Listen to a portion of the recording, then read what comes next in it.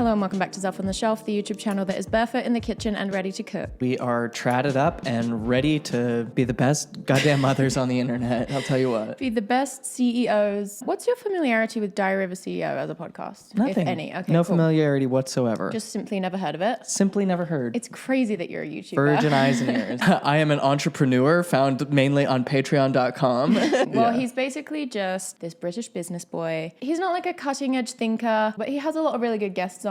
Like he has a great episode with Esther Perel, great episode with Gabor Mate. He does a wide range of people. He has been under fire recently because he's not especially intellectual and his thing is just sort of like general entrepreneurship, as far as I can tell. Someone correct me if I'm wrong. It's kind of like with Joe Rogan where they don't always seem to know how to call out their guests or to even have an awareness that the things that their guests are saying are just like not grounded in reality. So he has peddled a lot of, I think particularly health misinformation. You know, his podcast easily goes into sort of, you know, just the thing of like the one supplement that can fix your health, that kind of energy. So I have sort of a neutral opinion of it generally as a podcast, but I'm not like especially in favor of just someone like him having as big of a platform as he has. It's whatever. As we learned from the ContraPrince video on conspiracy, sometimes that just asking questions mentality can kind of lead people down the garden path in the sense that, I mean, it's good to be skeptical and to question things, but you know that specific vibe of like, I'm just asking questions, but it's like all those questions seem to be in the vein of challenging a body of scientific evidence or, you know, like what the experts on a subject might be saying. There's a difference between curiosity and skepticism versus just like constant obfuscation and refusal to like meet any grounds of evidence or proof. So you can just be like, well, I choose to disbelieve everything. Yeah, it's like just because you can ask a question doesn't mean that you should or need to. But anyway,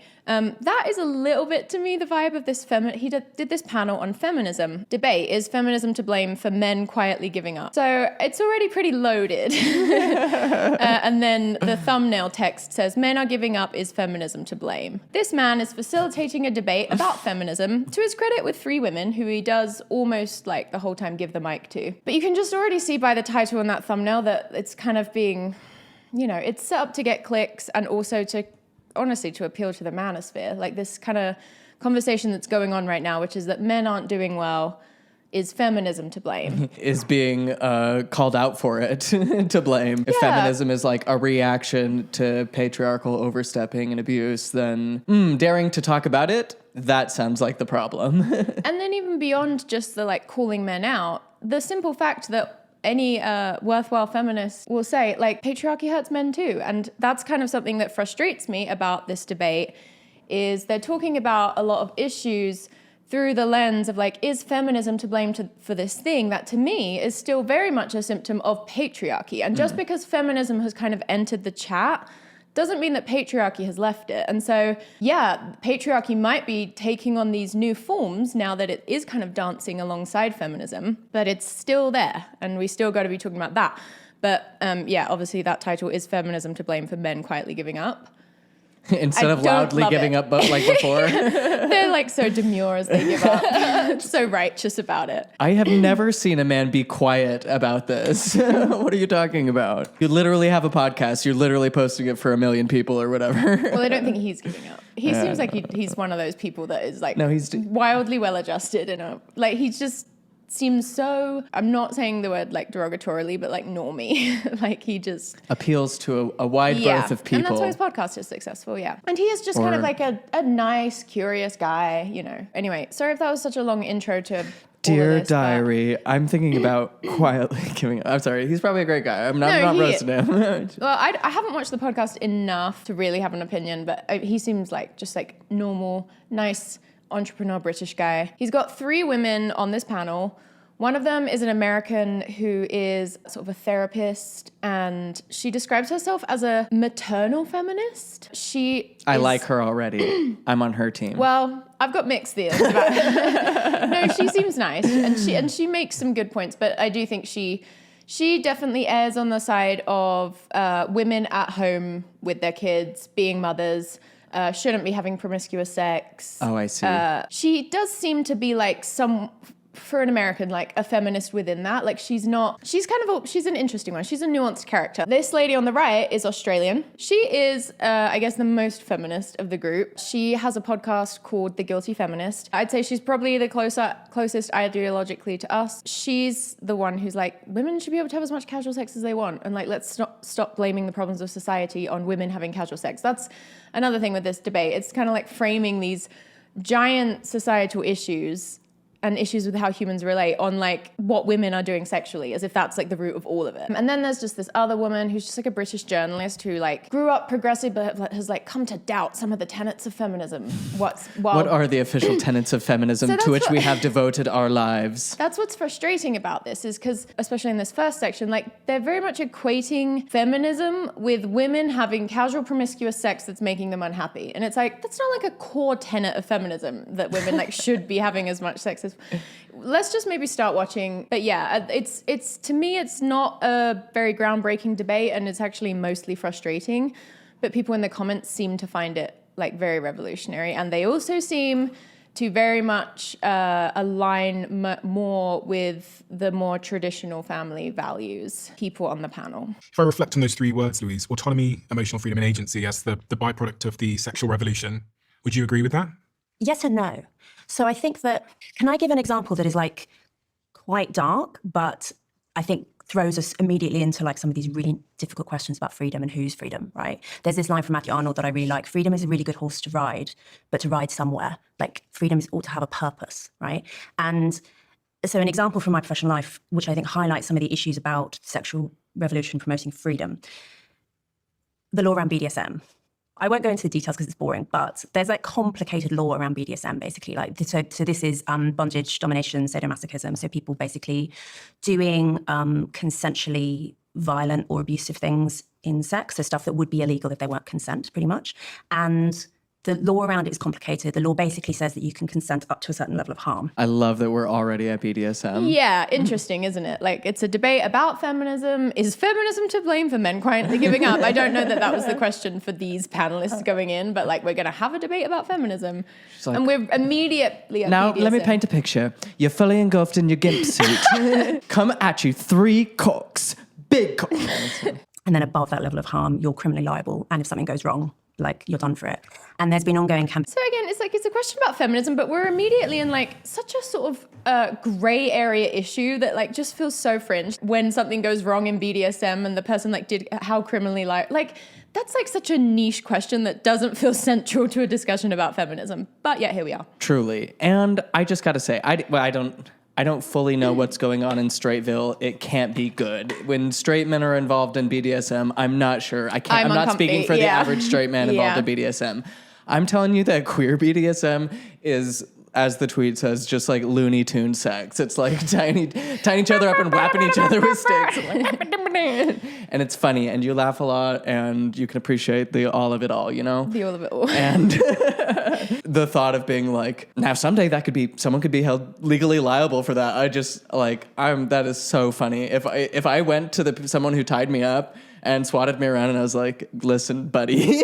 Well, I will say that she is talking about extreme cases where like that actually does happen. Like, I don't know that she's like dated Marilyn Manson or something. I guess. I mean, if you're doing the type of BDSM where like genuinely someone's life is on the line, I would say, yeah, that is kind of extreme. And I totally understand that that's an uncomfortable legal area. And I don't, I feel like we'd both consider ourselves like radical feminists, or the world would, based on our views. And like, I don't know that we're out here being like, yeah, no one should ever be held legally liable for killing someone. You know, Right. I know she is kind of trying to use this to sort of illustrate a point, but I do just think it's like the way that discussions about things play out, like, are as kind of telling as the content of what's being said itself. Kind of like when I was watching Mormon Stories and Natasha Helfer and John were going at it over monogamy versus polyamory, because John has like historically stigmatized it quite a bit on the podcast. John was like, well, some people, they try alcohol and they're going to become addicted and alcoholism ruins lives. And then Natasha's like,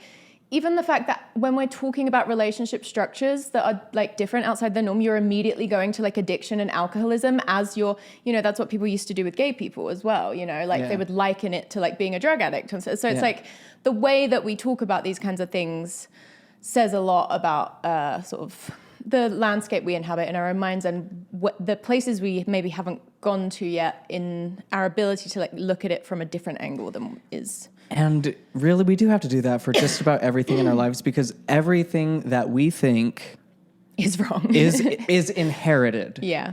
That we think we're such novel thinkers and independent thinkers, but like we have literally just absorbed the language and ideas of everything around us since we were tiny little infants with endless neuroplasticity. It's just been absorb, sponge, and we are just simply regurgitating. And granted, we develop tools to be able to logic and reason through things and, you know, solve more complex puzzles and all that, and do begin to have, you know, more novel thoughts. But even our like baseline assumptions and the way that we couch things in our language so that they have a certain, you know, tilt to them is all subjective and all inherited. And unless we're like consciously looking at those things and figuring out how we actually feel about them, we're just bound to have a lot of unconscious assumptions about the world and about other people.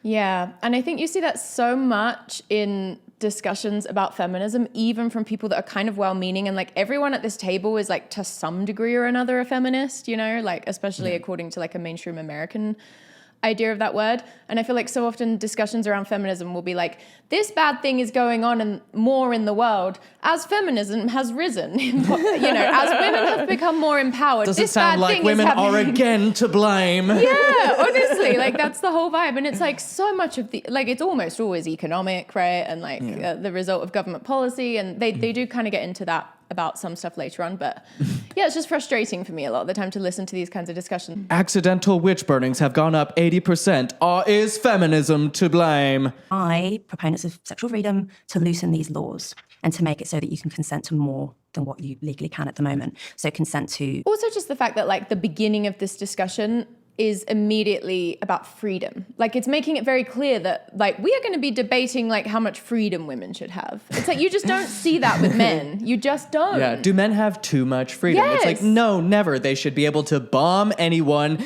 overthrow any government, have as many yachts or rocket ships as they want, regardless of how much it impacts the well-being of the planet and every being on it. Like men's freedom shall not be infringed upon. I do think that's an interesting philosophical question, like how much, like she said, freedom is a good horse to ride, but you got to have somewhere that you're going. I mean, I don't like, that's like whatever to me as a statement. That doesn't like. I mean, it's literally true for me. I do have a horse. Its name is Freedom, and it's a good one to ride somewhere. But besides that, I will say it is good to bring up that nothing exists in isolation, right? And one person's freedom may infringe upon the freedoms of others. For instance, screaming in public. I am free to scream in public, but are people free to not hear me? Are they entitled to an experience that's not me shrieking for no reason? Yeah, one of my biggest pet peeves is that there's no like vehicle noise laws here, so cars just every single day that like completely throw you off with how loud they are. Just drive past all the time. How else like, are they? How's that legal? How else are they supposed to signal how big their penis is? Yeah, it's gender affirming cars. Yeah,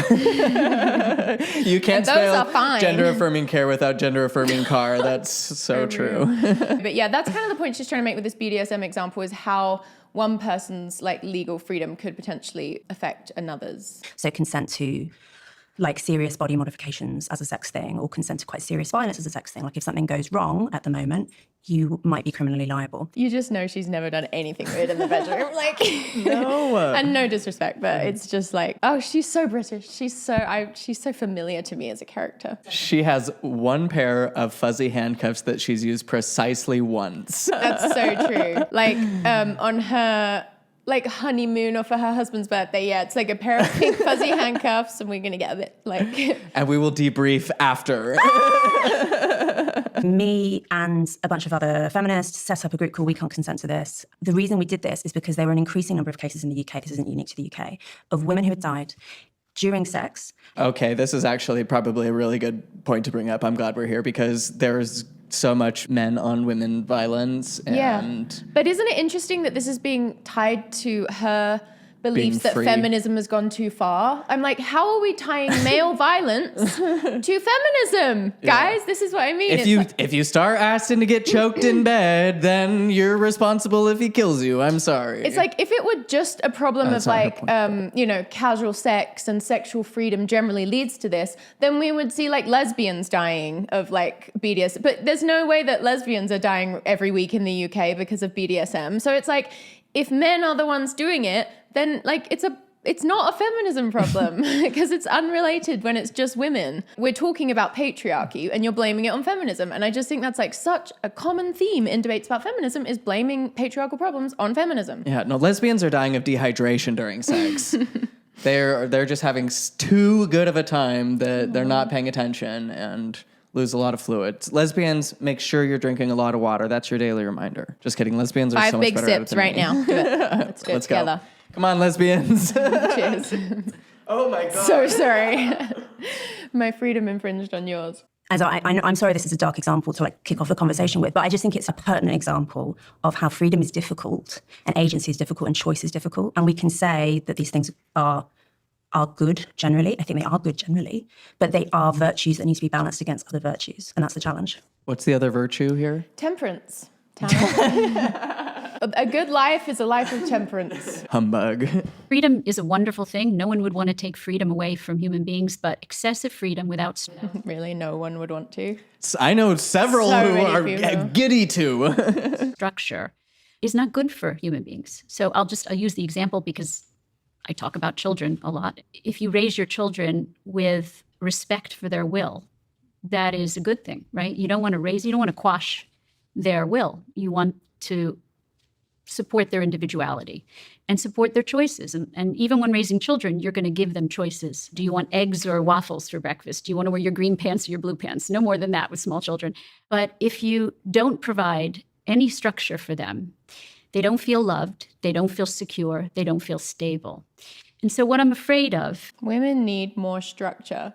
They do. From society. That's the problem. Yeah, when you're raising a wife like a child, you got to make sure it's got lots of structure.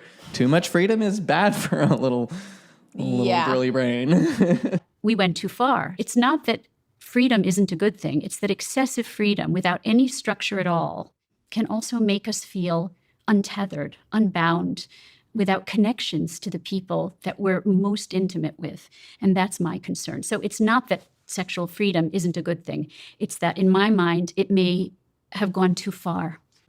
Just so you know, even though she does say, like, she's not like a hardline Christian who's like, no one should be allowed to have sex outside of marriage. Yeah. But apparently she does recommend that couples don't have sex until they're engaged, just so you know. So she kind of talks more feminist than I think she is in certain ways. To add to that before you jump in there, despite the general decline in sex, especially amongst younger people, societal acceptance of casual sex has grown quite rapidly. In the UK, approval of casual sex rose from just 10% in 1999 to 42% in 2022. The hookup culture. Yeah. She says, nodding like she's well informed. I've heard of it and participated in a low moment. It was just making eyes with the guy who came to do her washing machine hookup. She's like, hookup culture, I've participated. The guilt plagued her. Yeah, it's interesting because you said young people are having less sex. So as we've become more open and as we've given young people more freedom sexually, they're choosing to have less sex. And it's obviously that those aren't like, there's not necessarily like a one-to-one correlation there, but like, it's just interesting. Like no one's being forced to have more sex is kind of my point. Right. It's like, it just goes to show that freedom doesn't always just lead to like unmitigated hedonism or just like, Right. Like when we take too much time off work, we want to go back to work. When we eat too much junk food, we want to eat a salad. So when you say rules and structure, Erica, I'm really interested in that turn of phrase. As a bona fide freak, 7 days a week. Not even one to rest like the Lord. No 1 day of rest. I just feel like I see the world, having been there, having been totally gripped by the worst, most paranoid fears about sex in the world and the decline of society. To death in sex. Yes, exactly. We've all to now being it. Looney Tune bopped about. I feel like the world could be having so much more fun, and it's really not as much of a big deal as so many people seem to be terrified by, especially in the modern age when so many options are available with birth control and with safety, and it takes but a mere few conversations for people to actually enjoy quite a bit with pretty little risk. but the world is so gripped by these old like Victorian Christian ideas about sex.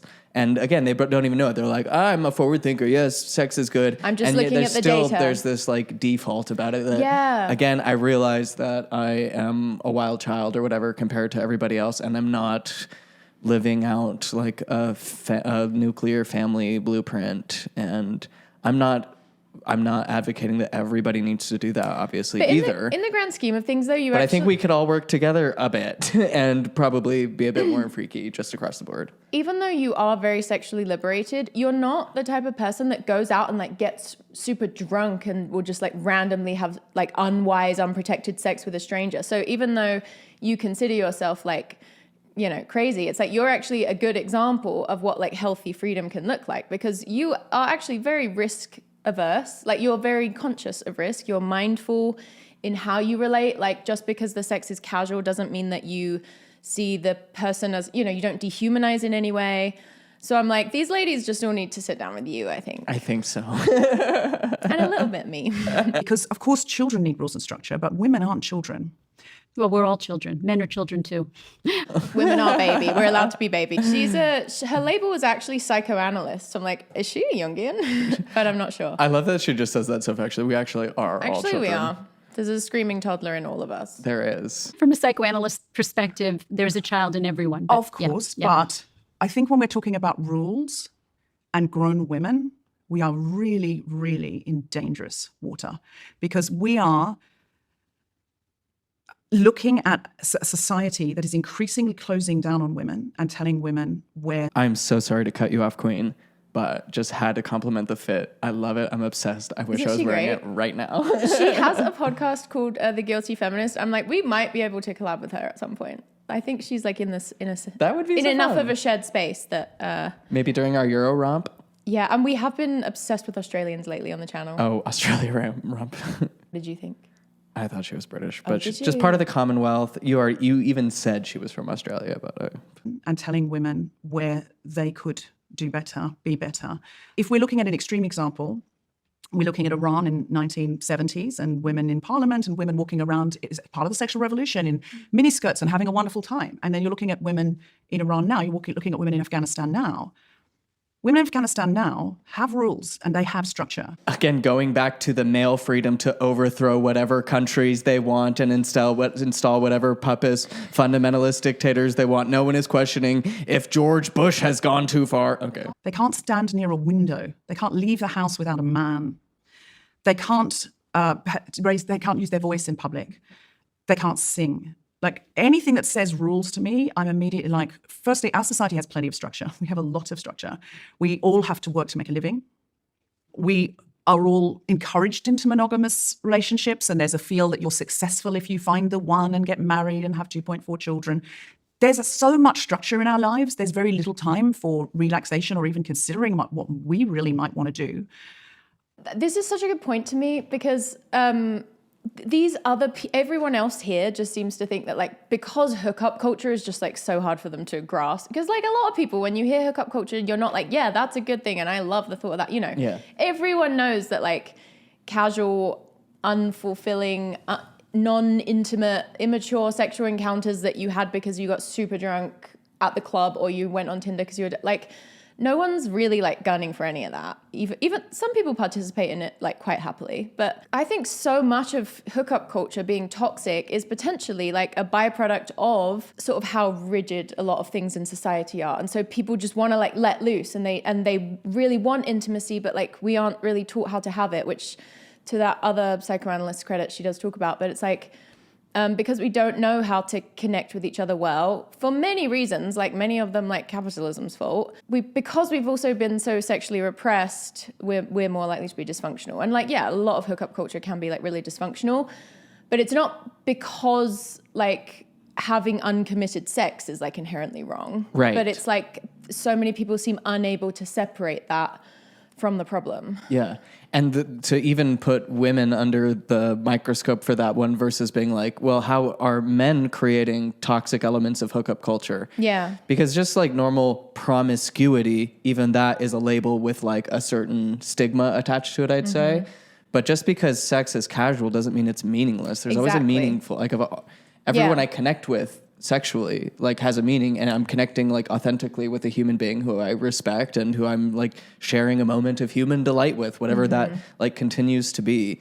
So even framing it as just this, that's exactly the thing. It's like, I do think that probably a big percentage of hookup culture is between people that don't know how to still hold space for like each other's full humanity, and to have it, they don't know how to do casual sex with intimacy, with true like trust and intimacy. They feel like trust and intimacy can only come through commitment, when actually like trust and intimacy can come through just like a full shared recognition of our own humanity and each other's humanity. And like for us to usually be able to like confront our own humanity and others, does require freedom. Like both of us have like, it's because we've enjoyed so much freedom that we've been able to like develop that awareness. Like I agree that society certainly didn't give it to us. Like it was something that had to be built.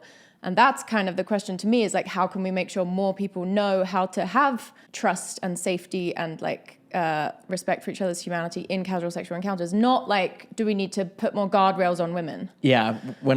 Anytime there's been like negative aspects of hookup culture in relating to me, it's usually because not because like a woman had too much freedom. It's because like I didn't have the tools to introspect, understand, or communicate. Like that's that. That's on that. Needed a little more structure in that department.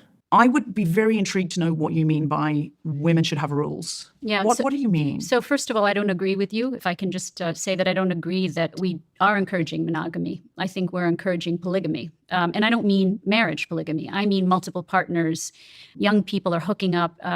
Okay. God, it just kills me that like a therapist that's been invited to this panel is going to use the word polygamy and literally doesn't know what it means. Like polygamy is a patriarchal structure. Literally means marriage.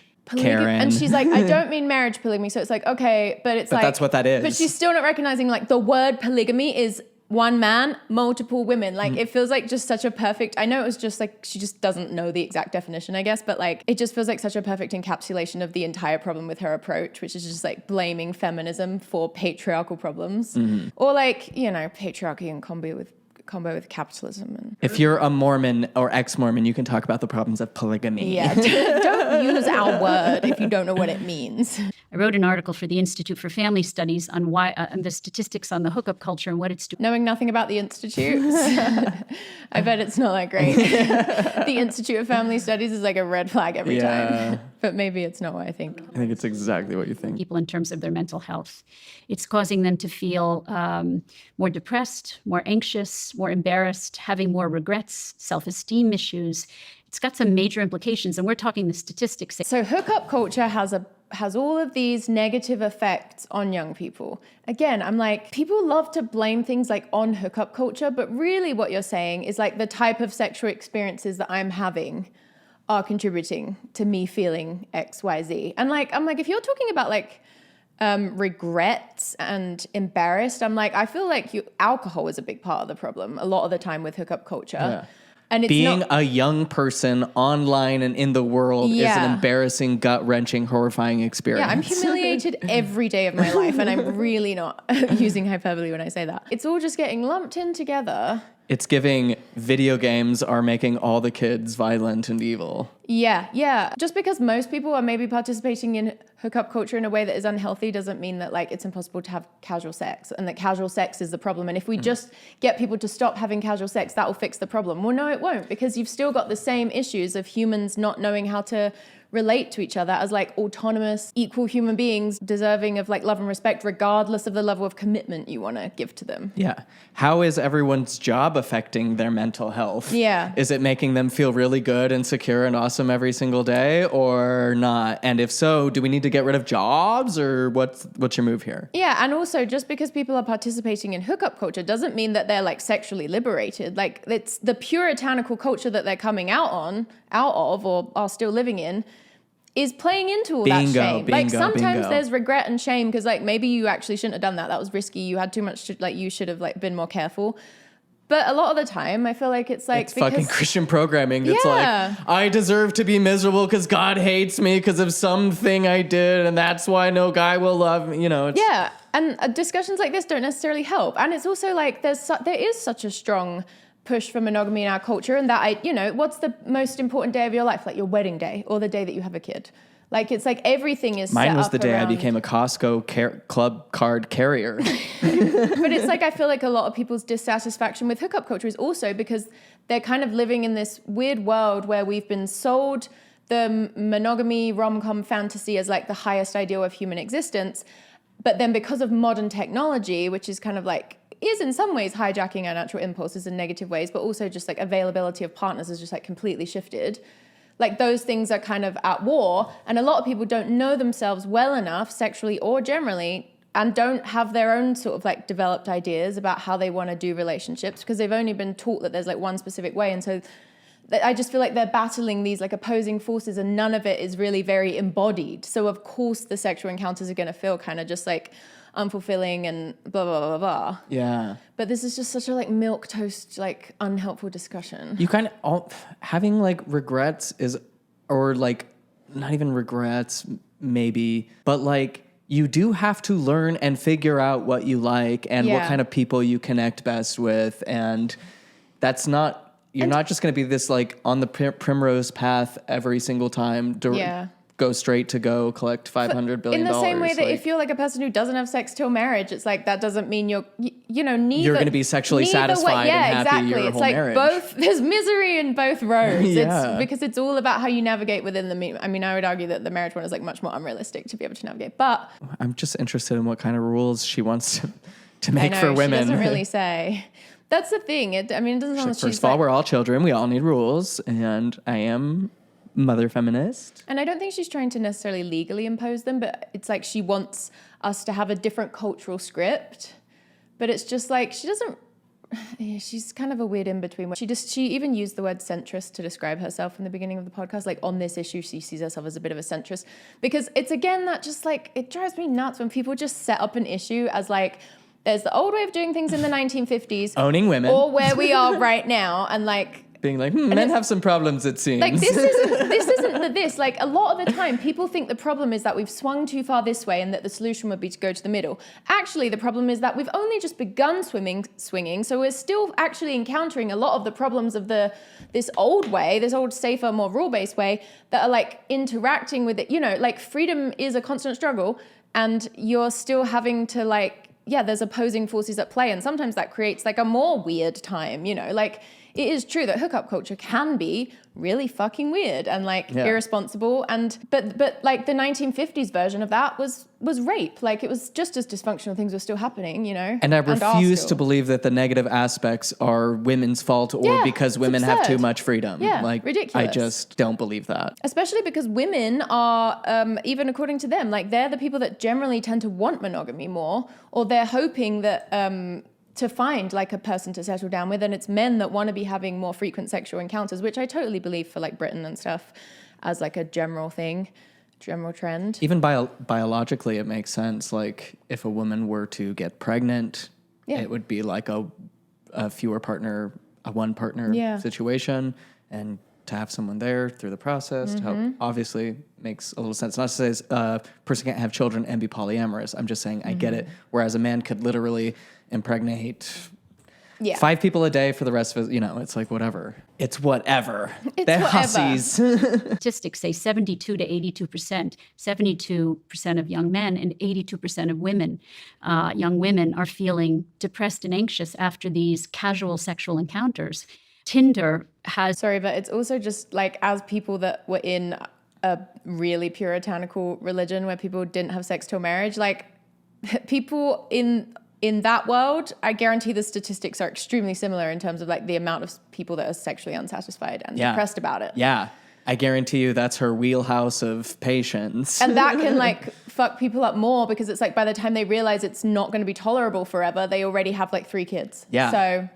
And then they're going to go back if they, get divorced or something, God forbid, then it's like, then they're now, however old, having not learned what they like, who they are, what makes them feel good, what, any of that. I also just think Puritans, people are still steeped in a lot of puritanical mindsets about sex.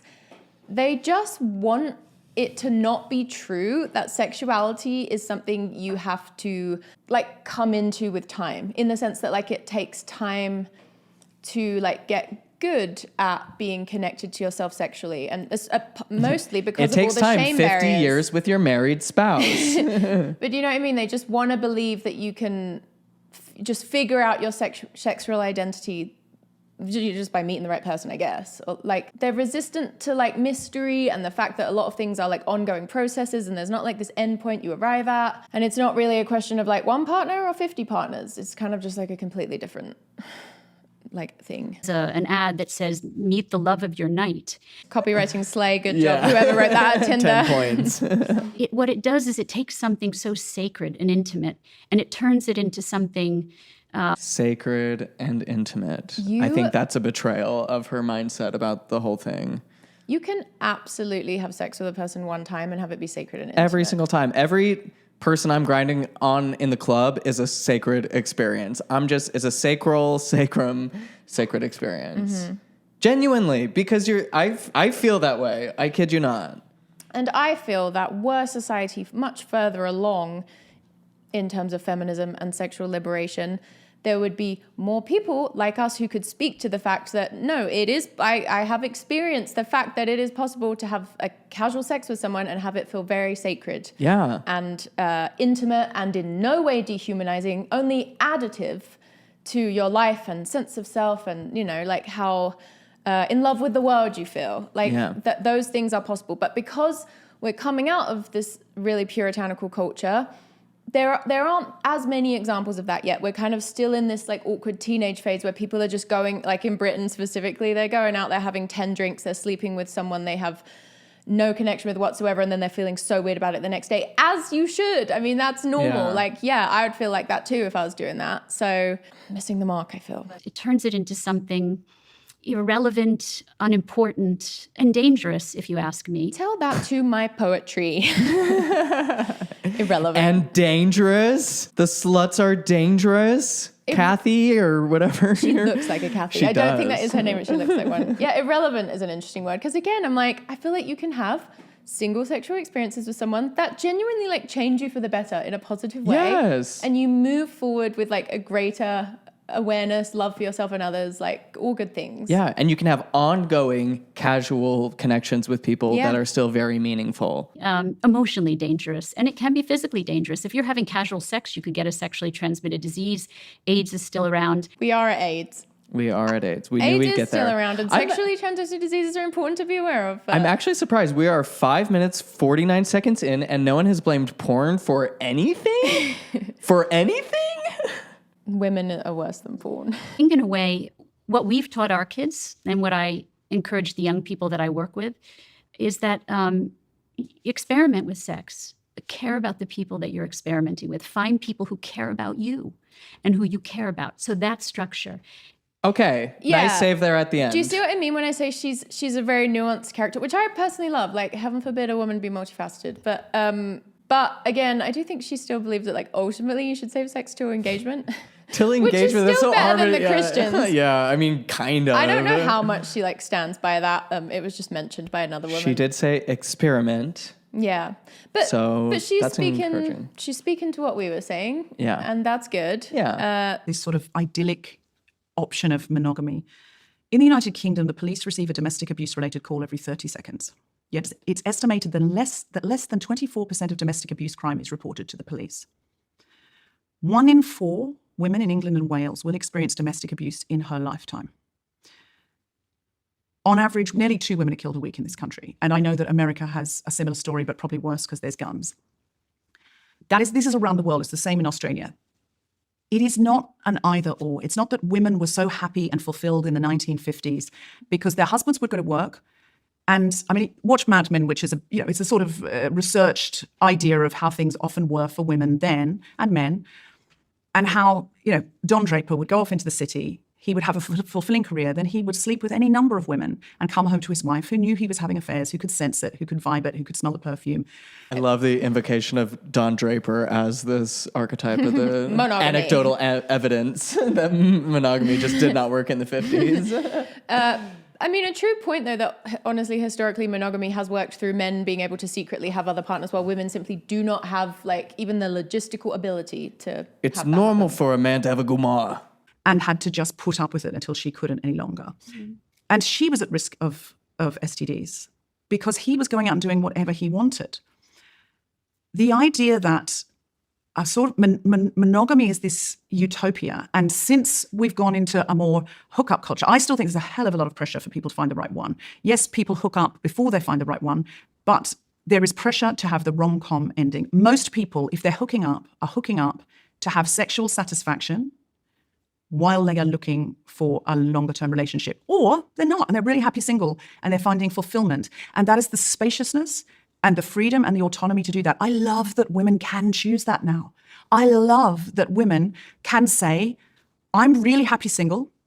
This settling for someone who's not good enough for me, or it doesn't suit me, or it doesn't fit me, doesn't have to happen for me anymore. I can live my full self, and maybe my career is more important to me, or fulfilling, or my friendships, or my desire for travel. I love that we have options. She may not be a trad wife, but she is my mother. She's mommy today. I hope we get a dance in the club with her while she's wearing that exact outfit. Just to be like a kind of, I guess, fair based on the other points we've made, domestic violence is also another thing where it's like, monogamy is not to blame for that either. Like, you could be monogamous with no domestic violence. Like, it's like, once again, monogamy, well, I mean, domestic violence is an issue of patriarchy a lot of the time. And like, I get what she's saying, like in the 50s, because women had more structure, more rules, and more controlled, or more sexually repressed, like that did give men more power to be domestic abusers, potentially. But And then it's laws like, that kept them in marriage. Yeah. But again, it's like all of this stuff that we're discussing, it's just so weird that we're discussing it through the lens of like, are women too free? Because it's all a male problem. I mean, if you can even, I mean, it's an everything problem, but like, yeah, I mean, if men are hitting women, the problem is like the dehumanization of women in the eyes of men. Yeah, so it's like patriarchy is to blame for that. But can I ask, do you think that there is a cost to hookup culture and casual sex in regards to the implications it has on women, as Erica was implying, psychologically? And is that more adverse in women than men? Do you remember when we went on that Sean McCraney show and he asked me that? And at the time, I didn't have I kind of was a little bit bristly in my response. I didn't have like a particularly good one. I don't know why I remember that. But it's like, of course, women in a patriarchal culture are going to experience potentially more shame and adverse effects of casual sex because they have been taught to be more ashamed of casual sex than men have been. Beings can suffer from too much choice. Like, we know that if you put 800 varieties of jam out on a supermarket shelf, people will buy less jam than if you put out 8 because they get confused and they just think, oh God, I don't know, none of it then. And they walk away. I think the fact that we have young people sitting in a bar on a Hinge date, and while that person goes to the bar. I love her that she even said Hinge and not Tinder. Yeah. Because Tinder is the go-to. She's dialed in. What else is out there? I think that's bad for human beings. Mm-hmm. I think that is bad for women, for men, for non-binary people. That's bad for everybody. But this sort of sacredness, Erica was alluding to a sacredness of sex itself. Yes, I think that is not a thing, that we are somehow finding women find sex more sacred than men. She is steaming. I can see the steam coming out of her ear. She's boiling in the inside. How dare you yuck her yum? She has celestial sex. That's what's so crazy is a lot of the time it is so funny, like when puritanical people will talk to you about sex and it's just like embedded in everything they're saying is the fact that like they truly just can't even fathom what your sex life looks like and how like much it is just not in line with this thing that they're claiming is just like relentless fact. Yeah. Relentless fact. But it's like, I sympathize with both of these women because I get what the sacred woman is talking about, you know, I do. I get, yeah. Sacred Kathy. Holy Kathy. It's important that the world has Kathys. Most people that are like truly sexually free are not dehumanizing other people. Right. I feel like when the natural endpoint of like true sexual liberation is like increased love for other people as a like, you know what I mean? Like that's like the beauty of sexuality as like a journey. Yes, and granted, there is a whole host of nefarious straight men out there who that doesn't apply to. I get that. We're not talking about them. And people of all. But in general, I think so. Yeah. Sorry for, again, invoking The Sopranos, but just today they were talking, they killed a guy for being gay, as they do, you know? And one of the guys even said, he's like, oh yeah, the gays, he was like, oh, is he stalking you? Yeah, that's what they do. Like, especially the ones in the closet. Makes them weird, you know, makes them... I forget the word he used, but it was just like an interesting highlight of the phenomenon that people are well aware of. That's like, if you have a desire and a like very natural aptitude for human behavior that is being like arbitrarily constricted, that's going to be seeking its way out and will show up in the way that you are presenting and caring and interacting. And the people who are able to reckon with those things and integrate those parts of themselves, not to say that everyone has to go off and be the most wild, like Jim Morrison hedonist. It's just to say that, like, I'd say the normal spectrum of like human behavior that could be done like safely and well and happily and conducive to both people's mental health and safety and well-being is like over here, and society has everybody constricted right here. So we're so fucking uptight and rigid and up everyone's ass constantly all the time in all the wrong ways. And then we're seeing like our weird attempts to like break free from that when we've had like 12 drinks, which is the only way we feel able to like have sex. We see that as a problem of like freedom, when it's like, no, that is like the obvious result. Yeah, or like these of the home-wrecking adultery affairs and the things. And it's like, if you had just like an avenue for meeting that need way earlier on in your relationship, it probably wouldn't have had to blow up your marriage. Look at priests. Yeah, no, literally. Do you mind if I quickly put a pot of coffee on? Let's go. I didn't say that women Yeah. find it. I think it's sacred for men and women, but Yeah. So you were speaking to sort of sacredness to it. Everyone's so scared of relativism, but I'm sorry, that's just literally the world that we're living in. I know. Everything is relative. I know. Get with the program. And everyone is a relativist, whether they realize it or not. Yes, exactly. I saw having her as a parent still 1,000 times better than Mormon Puritanism, being like, you should experiment. And yes, we're still expecting you to get married. And sorry, I'm putting an accent on her just because I want to sound She's more. got your accent. Yeah. I feel like Kathy and Mummy could meet in the middle here, and I think we are the bridge between them, because I'm like, I get We what can they're get them both back saying. together. We can get them back We can together. parent trap them. Kathy would love to chat to you too. Sorry we keep calling you Kathy. I know it's not feminist of us. No, but I know. But it's how we treat. We're just as bad with men. we are, if not worse. I saw a TikTok the other day that was like, I supported Amber Heard more when I thought she provoked him. She attacked him unprovoked. I think it's sacred for men and women, but Yeah. So you were speaking to sort of sacredness to it. So that's just it. Is like, it's sacred to you, for you. And that is so special. That's what sacred is, right? It's like something that's like particularly delicious and holy and strikes at those like tenderest chords of your being. That's sacred. And it's beautiful to have sacred. But also sometimes getting tied up in Looney Tunes is equally as sacred, and because it's meaningful in that way. And I drive home with that, that GBC, that good boy countenance, and just truly illuminating my very being.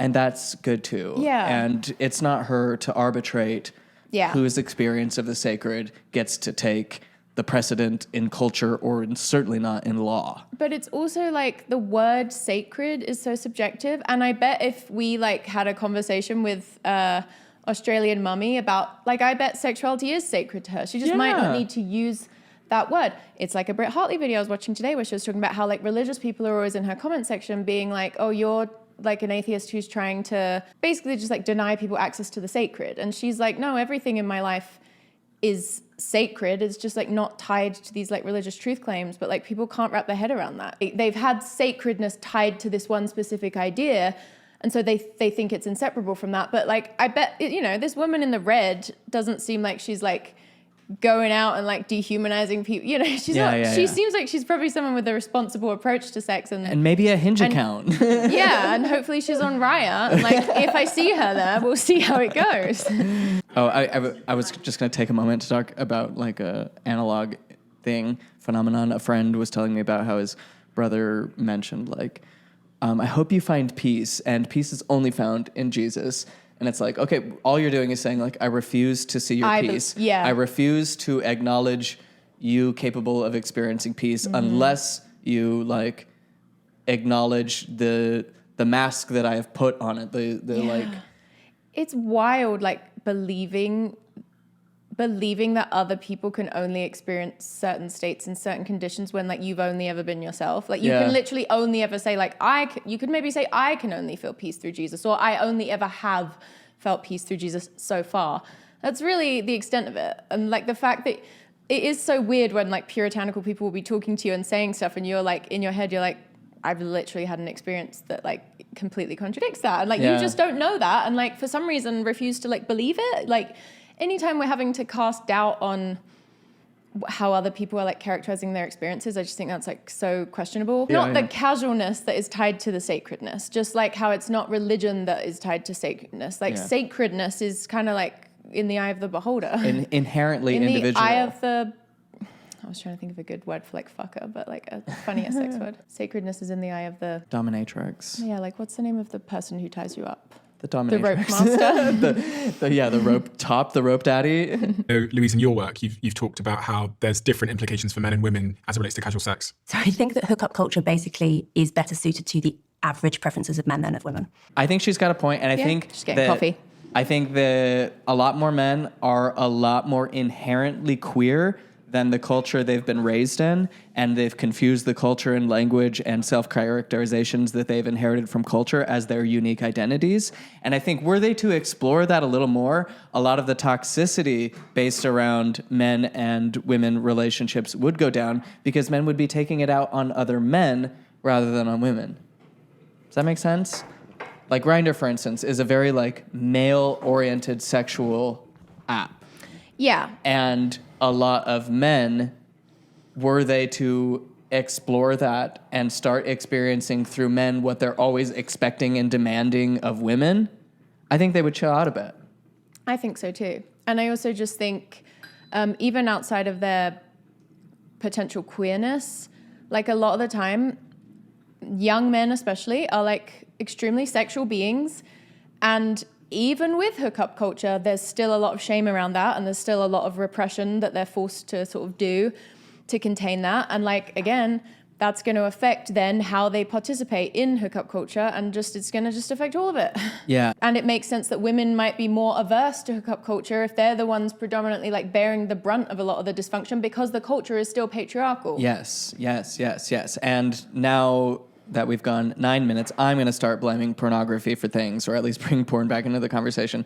Because how often did we see in, like, Mormonism, for instance, men who had been so conditioned to hate themselves because they looked at porn, like, once in a blue moon, because it's Mormonism, so they're, like, always fighting that temptation. And then one day they give in because they have these extreme, like, normal... They watch porn once every 3 weeks, and they're like, I'm addicted. I'm an addict because I keep doing it, therefore I'm addicted. Yeah. And then because of that self-hating behavior, also tend to act out in other ways too, or to... And it just, that resentment and that, like, weird conflict it creates within you, I think just so easily gets channeled into resentment for women generally. Yes, exactly, yeah. Like, okay, you remember that guy? Because they're the ones who are tempting me. They're the ones who are always, they've taken their freedom too far. Yeah. And if there's a naked woman on the internet, she is personally responsible for dragging me to hell by my dick. Like, it is true that a lot of the time the most, like, a repressed Mormon man that watches a ton of porn is the shittiest to women. Porn can absolutely, like, dehumanize women and be bad, I think, for the way that men view them.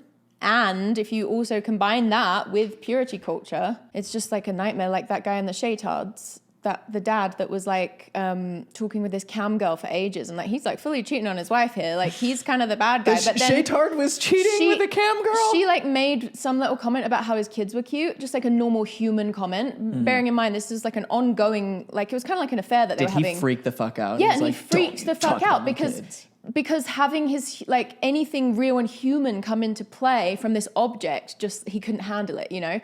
The average preferences of men are more likely to be towards the having lots of partners, jumping into bed really quickly, end of the spectrum, basically. And this is what psychologists call sociosexuality. So men are generally more unrestricted. At what point in the video should we ask people to just let us know in the comments if they actually have a crush on us right now? I'd say right now. Do it right now. Just while we've got you. In their sociosexuality than are women. Now, if you ask a 32-year-old woman in London who knows her body, who knows her preferences, who knows what kind of man turns her on, who can talk about Go on. Tell me. It's introduce. me. I'm 32-year-old woman in London. these things and communicate, and you ask her, do you regret that hookup? She'll be like, no, I worked really hard this week. I was literally looking forward to it, and it was wonderful. No, I was doing shadow work. I learned a lot about myself.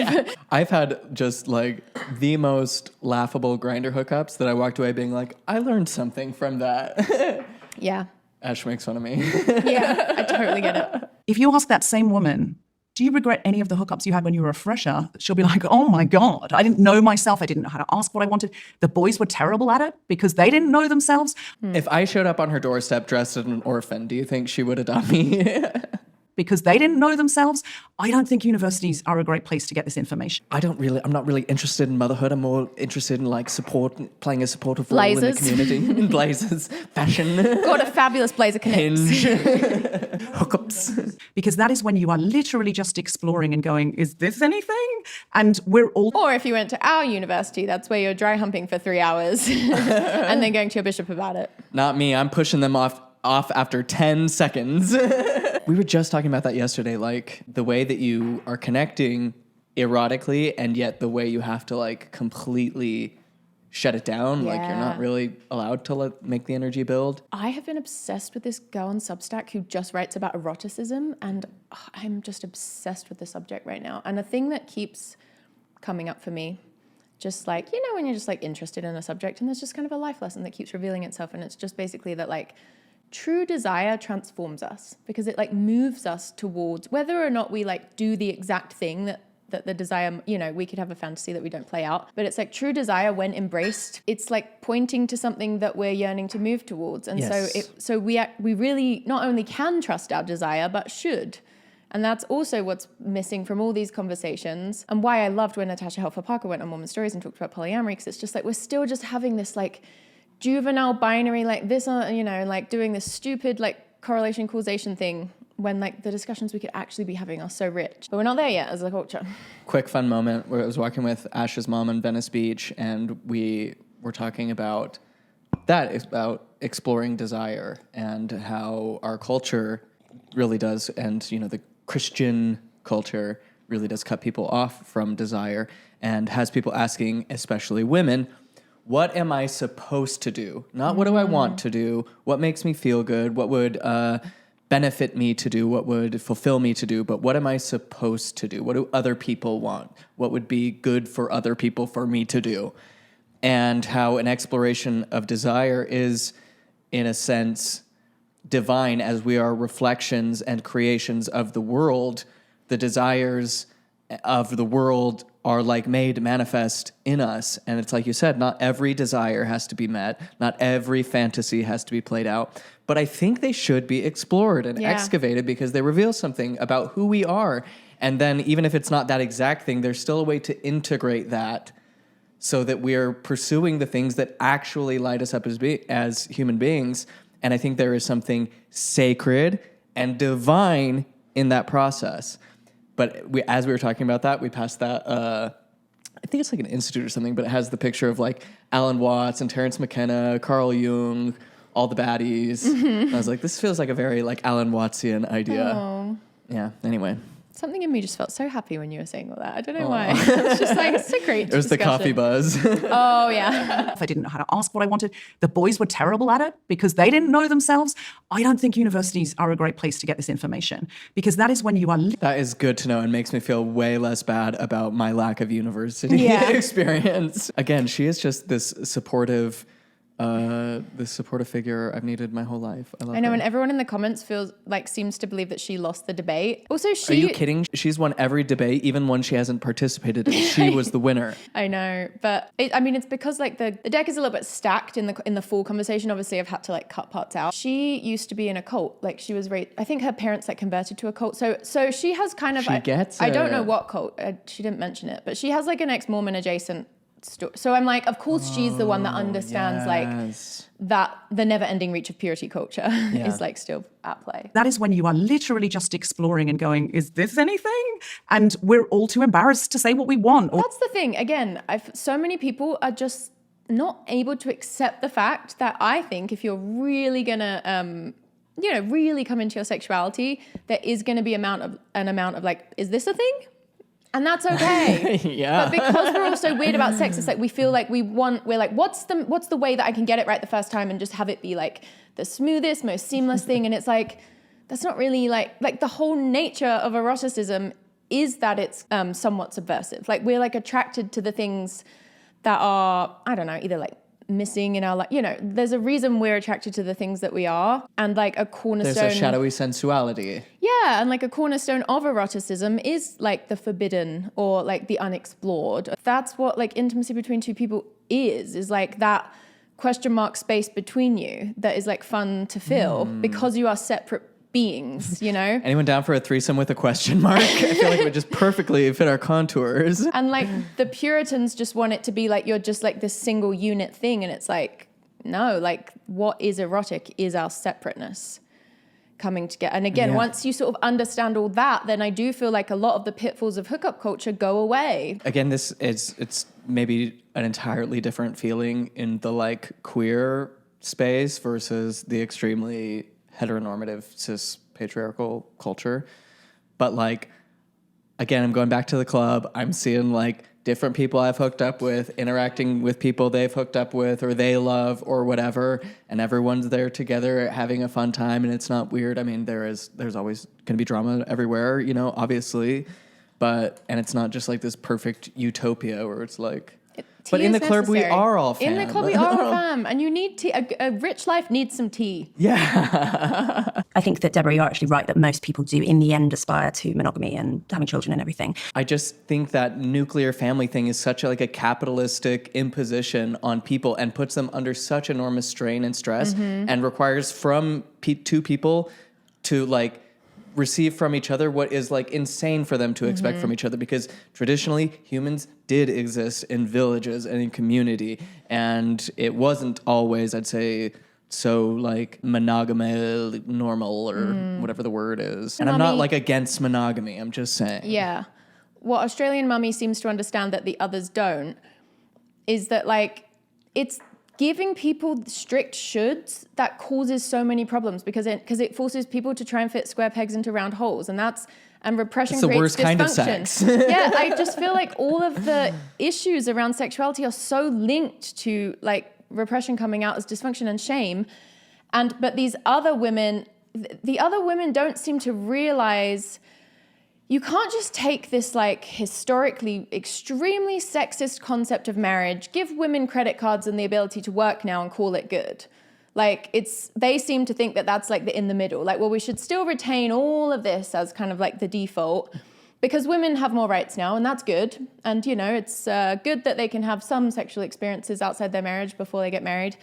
But ultimately, they're just wanting to just dress it up a little bit, it's like a bit better. But I feel like someone who truly kind of understands freedom and even just sexuality is that it's not a question of like, what's the script we should be giving people? It's like, what are the tools we can be equipping people with? What's the knowledge and understanding we can help them have so that they can navigate it? But these other women seem to want to just like, we gotta clamp down again on like the more monogamous script, less casual sex.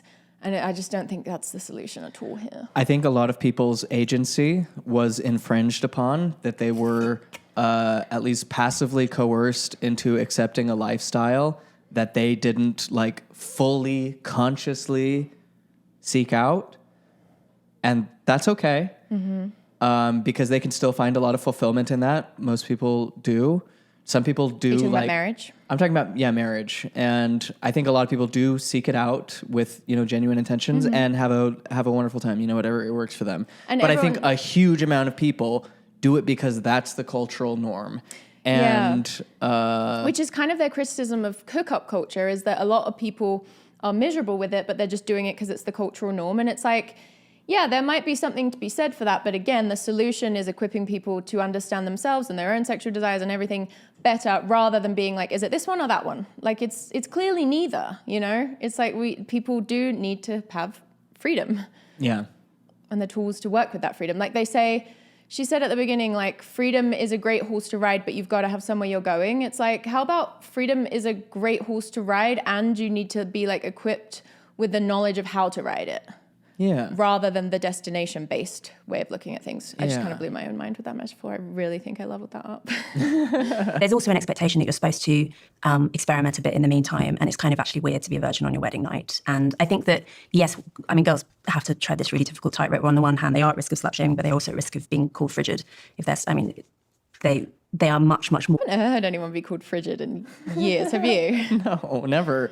I've never. She's quite frigid. I know we obviously run in like progressive circles, but I never hear anyone like criticizing someone for not being willing to put out. No. Like, the only yeah. time you get mocked as a virgin is when you're watching Rocky Horror Picture Show for the first time and it's just part of the ambiance. It's not a ritual.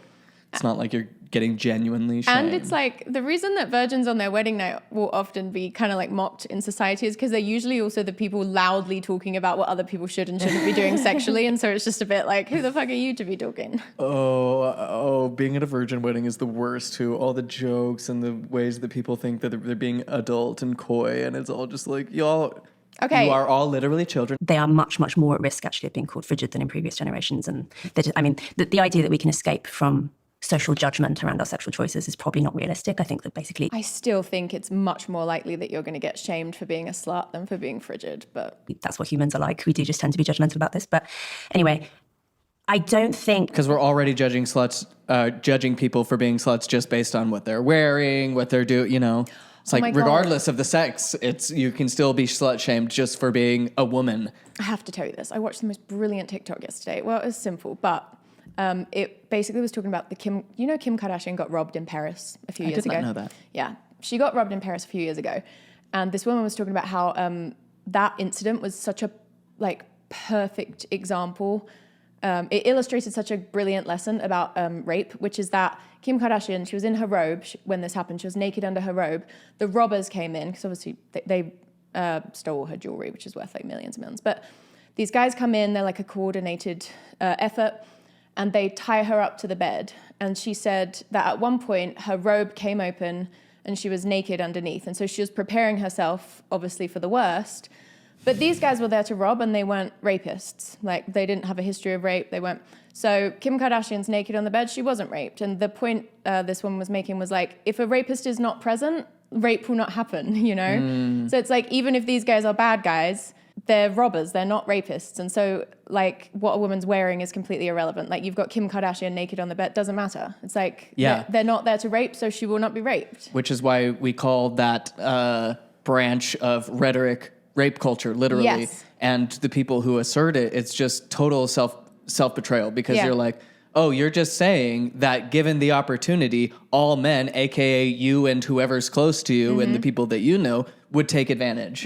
But that doesn't fly for everybody. The way a woman is dressed would make rape a temptation. Like, no, I think if someone's a rapist, they're entirely indifferent to what you're wearing. I don't think it's very wise to subject girls to this experience, is how I would put it.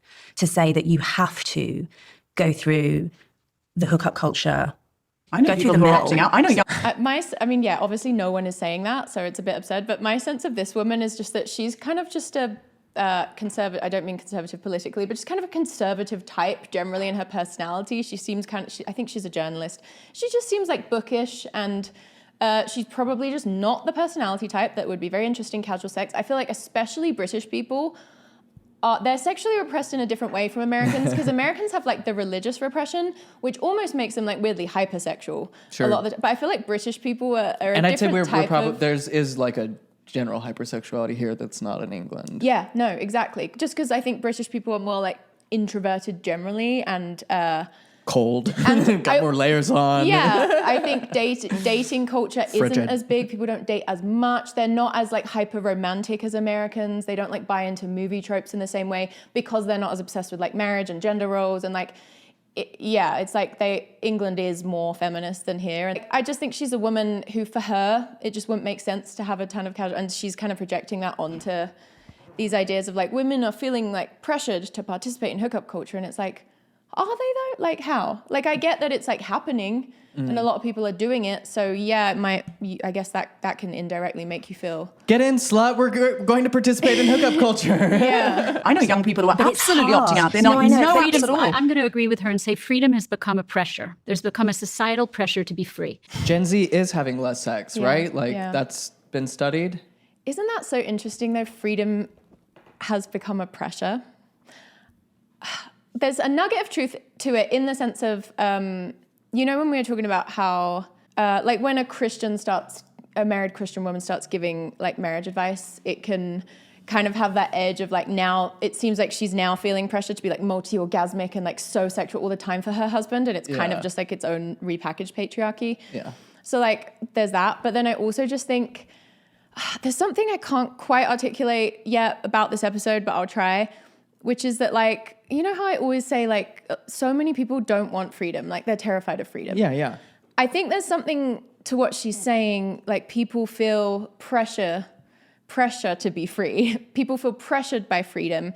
I think it's like a lot of people's resistance to freedom because again, we weren't equipped by society with like the tools to be free, because to be free, you really do have to like be in touch with yourself in a way that allows you to like ride the horse in a way that makes sense for you. Because we don't have those tools. Yeah, we're like, can someone just tell me what to do? Yeah.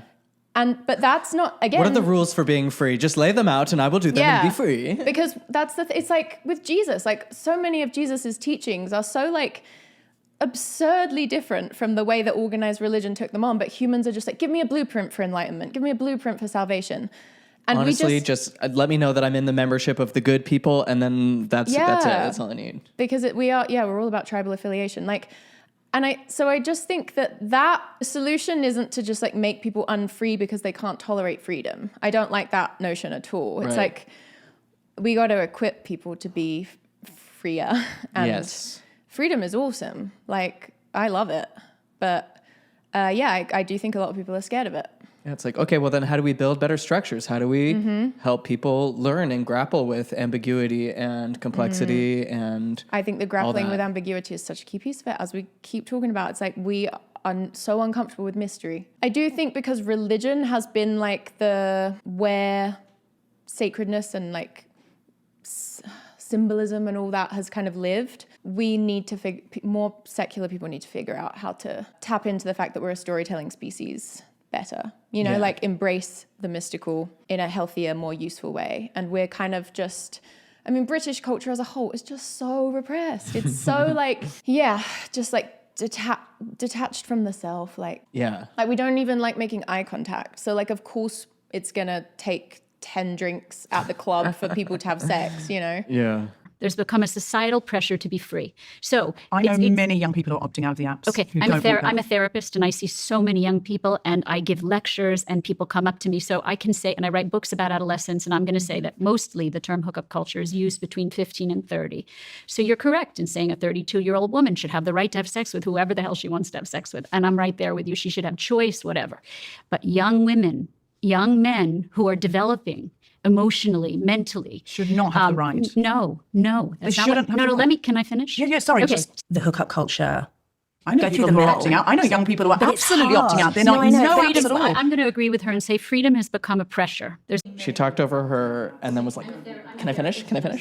Yeah, she's flexing her therapist card for sure. I write books about adolescence, therefore. Again, I just feel like there's like a meeting point between these two. I'm like kind of bummed that they can't figure it out because I don't think they're as different as it seems.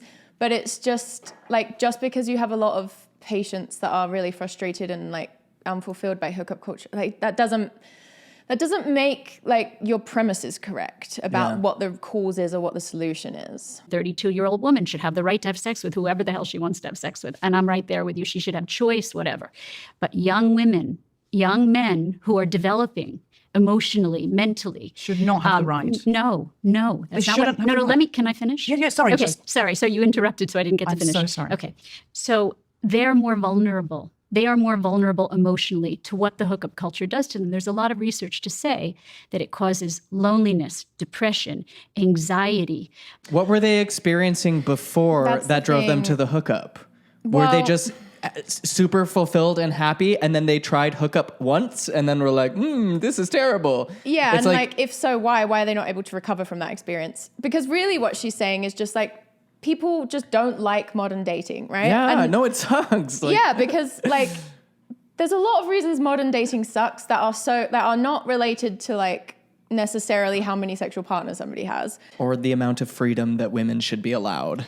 Yeah, so she's saying like, oh, hookup culture makes people depressed, blah, blah, blah. It's like, no, I think people just are depressed and hookup culture is just like a part of their lives. That doesn't mean it's like to blame. Because otherwise, then just opt out. Right. Because you are genuinely not being forced to participate in hookup culture. Yeah, no one's asking you to show up 10 drinks in on a Saturday night and go home with like that.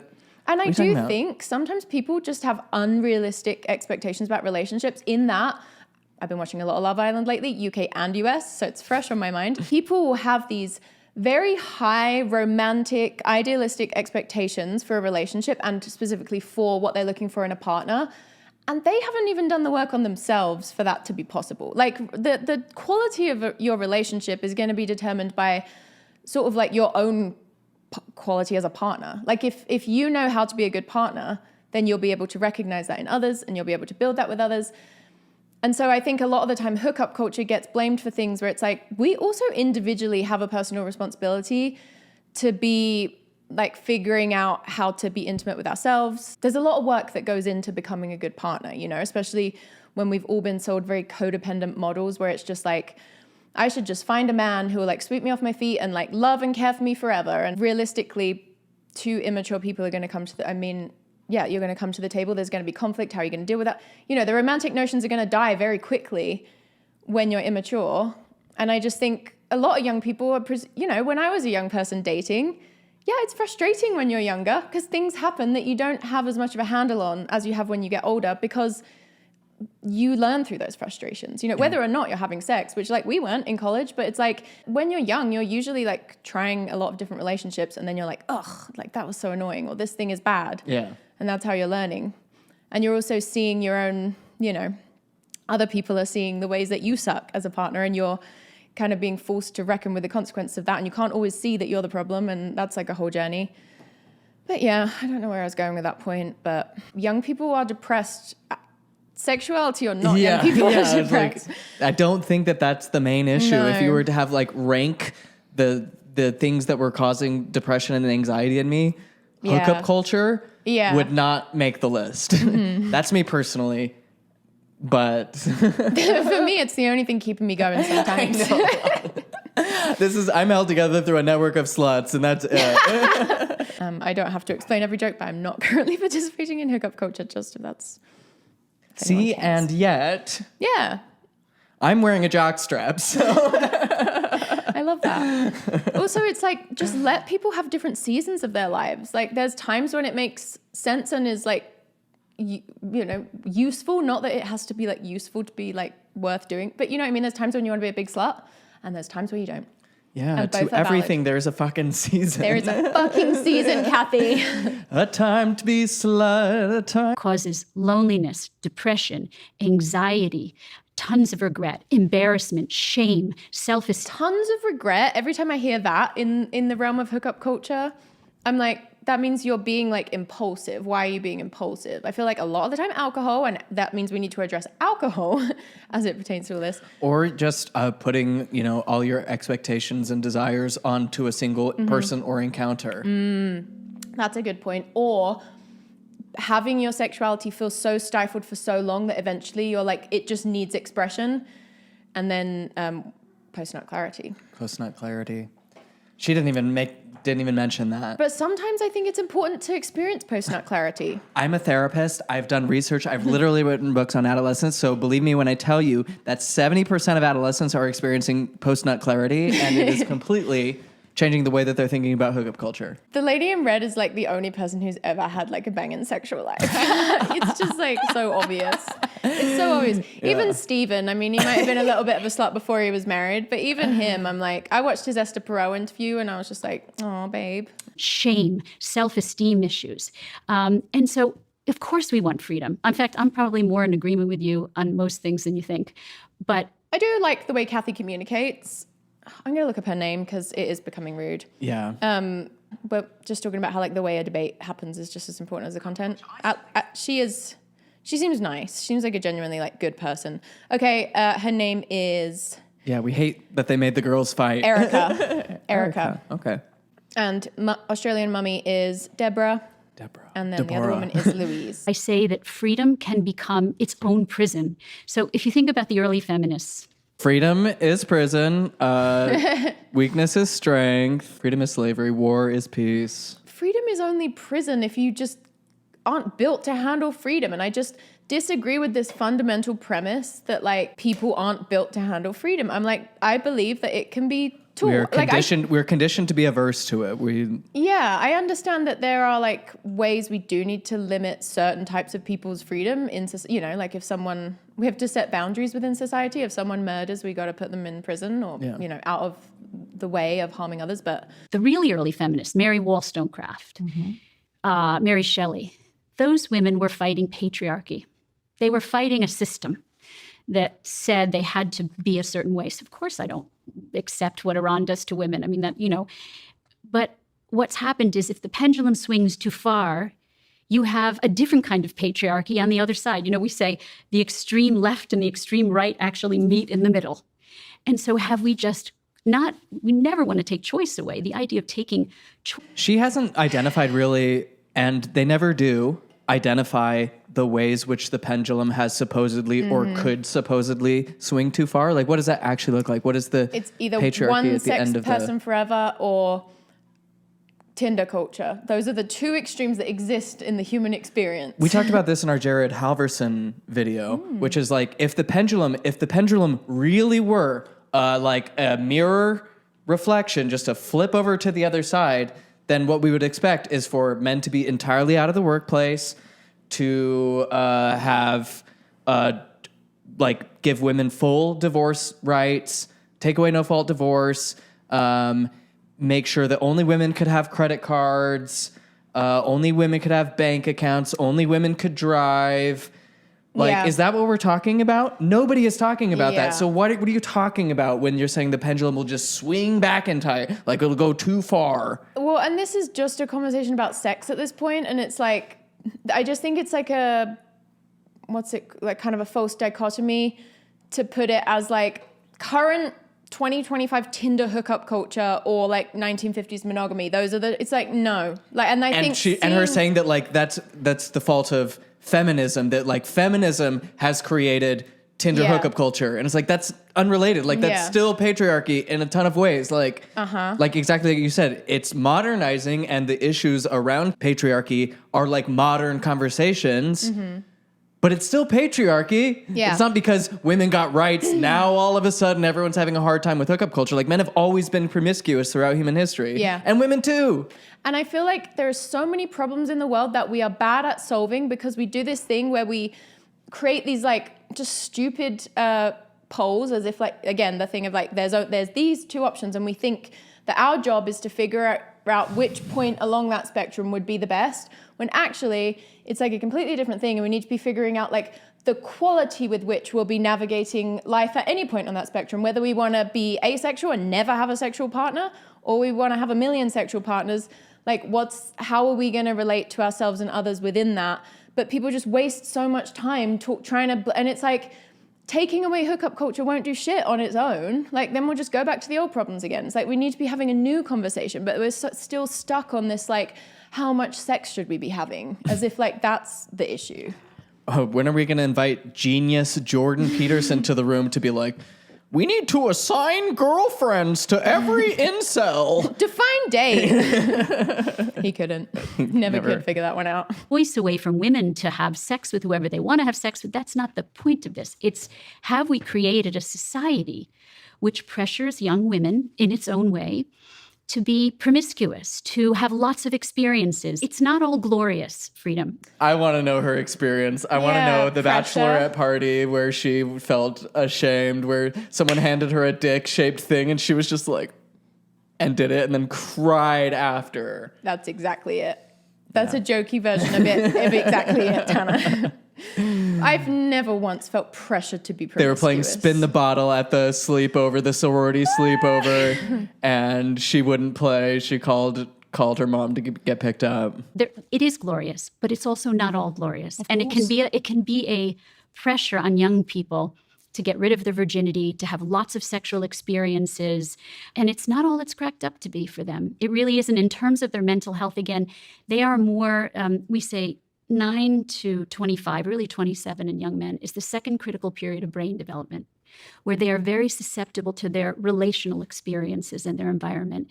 And so in that period of development, which is mostly what we use the term hookup culture for, it's in that very young developmental period. It's not just in college, it's throughout their 20s, until that woman becomes 32. That's when a girl becomes a woman, honestly, a polyamorous woman. She's got a point. There's something about 32. She's talking about we got to be so careful with basically people in their 20s because their brains are still developing and so they're so easily impacted. And it's like, I don't know that the solution is just telling them to completely stay away. It's like, I feel like that's a bit of a fragile mindset to be like, oh, we can't possibly have young people experience anything negative while they're learning. I'm like, that's how you learn. I know how it feels. I know that. Yeah, exactly. That's how you develop, right? And it doesn't have to be as brutal as it was for a lot of us. That is also true. But again, that's going to come through the right sort of education and support that this conversation isn't really helping to provide. And there may be, this is TV at the end of the day. This is television, broadcast television at the end of the day. And the producers may have well been like, okay, you're going to be this hard agree, soft agree, disagree. Because they're having a debate. A debate has to be had. And like she said, maybe they really do agree on more than is created by this conversation or portrayed by this conversation. Honestly, especially on a podcast like Diary of a CEO, I mean, generally in media, there is pressure for everyone to have a very clearly defined position. That's why everyone hates Jubilee now, because I'm like, you guys went too far with the just 20 racists versus one black person. Yeah. What? and the racists are allowed to hit. Honestly, though. And so we have created a culture that confuses that brain, that offers too many choices, that pressures them into having multiple partners and many experiences and leaves them feeling empty and lonely. I just don't know that telling people to have less experiences will be the thing that helps them get to a healthier place. I feel like they just will learn the lesson in a weirder way over time. As you're developing, it's important not to have any negative experiences. And a penis can be a very negative... Again, she has your accent. She's American. A penis can be a very negative experience. It can, but in the right situation, can be a very positive experience. There is no utopia here. There's only options. And what happened to me, because I had no option, I had no autonomy, I became more and more atrophied, more and more lonely, more and more empty, more and more disconnected from myself. To this day, I struggle with that. I struggle with intimacy, because... Yeah, if we're going to talk about lifelong effects of bad sexual experiences, nothing beats purity culture in terms of fucking you up forever. If you have a bunch of hookups that you low-key regret in your adolescence, you're like, oof, that was a crazy time. I made some questionable decisions. Wouldn't do that again now. But that does not fuck you up in the same way as someone else repressed my sexuality and I was taught to hate myself for it. And I love that she's bringing this up, because I just, there's no comparison in my mind between this niche issue Erica's describing of people feel pressure by society to have a lot of sex, so then they have a lot of sex and it ruins them forever. I just don't really think not at all that much of a thing. Yeah, and certainly not compared to that. Totally. I mean, I've said it all Pride Month, and I will again because I've been feeling it, that there's aspects of myself that I'm just exploring and integrating into myself today that I could have when I was much, much younger, that I see younger people doing. And I'm there's a part of me that even in my joy and in my sacred relationship to my sexuality and my partnerships and my, whatever, there's so much joy and so much fulfillment and so much pleasure and fun and all that. And also so much grief, because I'm oh my God, I was terrorized by people who didn't know what the fuck they were talking about. Sexually and terrorized, who too. made me terrified of myself and terrified of the world around me when I could have been me the whole fucking time. And that has been like a huge source of grief as well as joy. I want to meet her. Everyone go cyber. What's the opposite of cyberbully? Everyone go cyber friend her into coming onto the show. Yeah, flying us out to Australia. No, but it's so true. Like purity culture is sexual abuse as far as I'm concerned. Yes. Like it, and feeling like, oh, it seems like it's kind of cool to have a lot of sexual. That is in the not way that even, like keeping someone in a prison cell would be abusive. Keeping someone's sexuality like under lock and key and being like, if you even try to look at the sunshine out there, you are a wicked evil person. Yeah, like abuse. That is so far outside of the ballpark of like, oh, well, all my friends are having a lot of sex and that, so I think I'm going to do it too. It's like at the end of the day, you are still making that decision. You may be making it under the influence of external factors, but guess what? In life, you got to get good at like learning the ways that like society and culture and all kinds of forces put pressure on us to make decisions that are out of alignment with ourselves. That's why sexuality can be so magical, because it can be one of those like extremely powerful ways that we can get good at like knowing ourselves. Just missing all of it. Yeah, and what did she say? I'm sure she can like acknowledge our frustration and understanding and realize and recognize that like, yeah, this doesn't mean we have to like pass legislation that monitors women's sexuality or something. And we can have conversations that help us meet modern challenges. And that's what we have to do. That's what we're trying to do. I guess the reason I feel so like disappointed about this is because it's like, I think Erica seems like, I like Erica. I feel like we could have a conversation with her just fine. She would be a great school librarian. Woman. Yeah. Like she genuinely seems like the type of woman I'd really like. But what's frustrating is there is puritanism underlying a lot of what she's saying, as with the other woman. And it's frustrating to me that people who are watching this, like the average person watching this, who's not like gone into like all the nuances of like feminism and sexual liberation, like the average person hasn't like studied feminist theory or like sexual liberation theory. It's just like a lot to unpack. And it's kind of been like our full-time job unpacking it for like the last decade, because that's just been the circumstance we found ourselves in. Not everyone can do that. So what's frustrating is because the average person is just coming to the table with the same, with puritanism in them. Is puritanism the best word? Sure, I'm going to keep using it. And so they're like, oh, this red lady is like, did the worst, is an idiot, doesn't get it. And it's so I guess I'm just kind of frustrated because I feel like this conversation hasn't really moved anything forward because they're not able to sort of like fully meet each other. We have avoided men taking any accountability or responsibility whatsoever. So that's so interesting fun. that this is the fact that this is framed about as like a feminism have women conversation. Gone too far? It's so weird that these are the topics they're addressing on this feminist panel. Like it's because we were in such a culture of you can't have sex before you get married that you didn't really make eye contact with people. Normal teenagers will sit on each other's laps and just experiment a little bit, or they might have a little kiss or whatever. Yeah, and then she just basically goes on to say that she didn't get to do that, and it's like fucked her up to this day, as we know from anyone who was raised in purity culture. And yeah, like it's not good to deny adolescents of like developmentally normal experiences. Like I know exactly what she means by like teenagers will sit on each other's laps. Like that's just like such a classic way that we like, learn to start leaning into it. That's like a perfect example of such a like low level. Like I remember doing that in school, even with like male friends and stuff. And it's like, doesn't mean that have a sexual relationship with them or even a desire to like have anything with them, but it's still just like a useful. Also good to point out how frequent abuse and rampant abuse is in Puritan circles, how easily facilitated it is by predators and people who are just repressed and self-hating and because that's all that the thing. shit. We know that like even this like more progressive version of like the monogamous nuclear family that Erica and I think Louise seems to have, we know that like you can't just like successfully clamp down on people's like wildness. So you have to be like, how can we integrate people's wildness in? And for some people, they're not going to be that wild and they actually can like do the monogamous nuclear family thing super well and it's a very natural fit for them. Yeah, good for you. And that's good. And they're probably the people that should be having kids. Yeah, exactly. There are people who, when their wildness is clamped down on by like a culture, it's going to come out in like really harmful ways. And we just seem to have this idea that the solution is to just clamp down harder and harder and harder. And then we get more and more and more dysfunction. And then conversations like this just keep the problem going. What the pill did when it arrived on the scene in the late 60s was it gave the illusion that sex was consequence-free. And it isn't on a physical level, not really. It's less consequential than it was because of the pill, but the physical consequences are still there. But I think just as importantly, it became no less emotionally consequential. Just because you're on the pill or using condoms or whatever, your mind, I'm thinking particularly of women who, as we talked about, bond more quickly, your mind still thinks that this person could well become the father of my child. I mean, sometimes in the middle of sex with a relative stranger, it's like, I want to be like, I love you. Yeah. But don't you think once you're able to just like unshame, see that for what it is, like that, you know, like we're wired that way.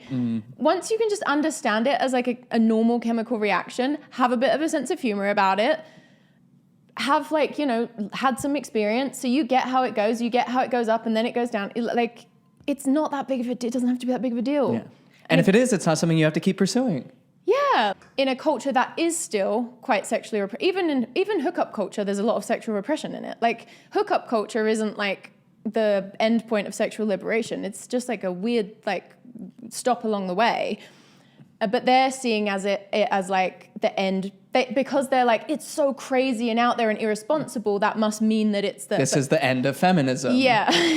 And the end of humanity and it's women's fault. I mean, I've wanted to say that to people I knew fully well I'd never see again. Yeah. Because in that moment I did. And I if do. you're able to have like a healthy sense of play with sexuality and just like with life generally, these things don't have to be so serious. But I feel like for a lot of people, they feel like finding their monogamous nuclear partner, family, whatever, is so important and so stressful. And so like it's the only way to have is shameful. Because of all the like stress around feeling like that's the best way to have a human existence, that's the only way to be, you know, and then Erica and Louise, they're kind of like backing that up by saying like, yes, this is the best. And it's like, I feel like that stress, that pressure on people to like do that one specific thing is what's making people have such a shit time in hookup culture, because they're like, this isn't what I should be doing because I want, but it's like, once you've sort of gone beyond that and seen through all the shoulds, then it's like, do you want to have casual sex or not? Like, it's literally that simple. No one is forcing you to. If you're going to do it, you can do it safely. I'm so glad I'm catching this in my slut area and not in my polyamory crash out. What was I'd be singing a different crash out? when I'm like, maybe monogamy really could be a nice time. You are still experiencing sex as in the way that all of our ancestors did for all of human history up until 5 minutes ago, until we invented this new technology. And they didn't have the rabbit. So she's, you know, talking about our ancestors, and I already said this, but like our ancestors weren't like, here's a document signed by the state that says you two are legally bound for time and all eternity. And yeah, and humans pair bonded, but they weren't all like really monogamous. Like we're a pair bonding species, and that's all we can say. Yeah. And I think that's why it has to, I mean, the reason that women have evolved to be picky about who they have sex with is because getting pregnant is an extraordinarily consequential thing for women. It's dangerous, it's difficult, it's a huge, you know, investment. But if you don't want to do it, you're selfish. Of their time and of their life. And you don't want to get pregnant by some bozo, right? That's why women tend to be very selective about who they're willing to have sex with and feel really bad. And I mean, I've got to say, I'm leaving aside words like sacred, because they're obviously difficult because of religious implications. The Brit on the panel. I think that we should, as feminists, describe sex as at least special, like having some kind of special status. It is special. Yeah. It's not like having a conversation with someone or playing tennis with someone. And we can tell that it's Been doing it wrong. I love it. I just want to watch that again. not like other kinds of socializing. It's not like having a conversation with someone or playing tennis with someone. And we can tell that it's Been doing it wrong. Mother. We could call it one of the most intimate experiences you can have as a human being. And that's why rape is so bad, right? That's why feminists because are it so... bastardizes the most intimate experience by making it into by turning it into violence. Rape is worse than theft, for instance, or rape is worse than assault, like non-sexual assault. And the law recognises that, and we all socially recognise that, because there is something uniquely intimate and therefore uniquely violating about having sex without consent. And I think that it's really hard actually to hold those two things simultaneously in mind and say sex is unimportant. We're not saying that it's not important, you know? We're not saying it's like as insignificant as playing tennis. Although, I don't know, it doesn't have to be that different from playing tennis in terms of its, you know. You find a really good partner and...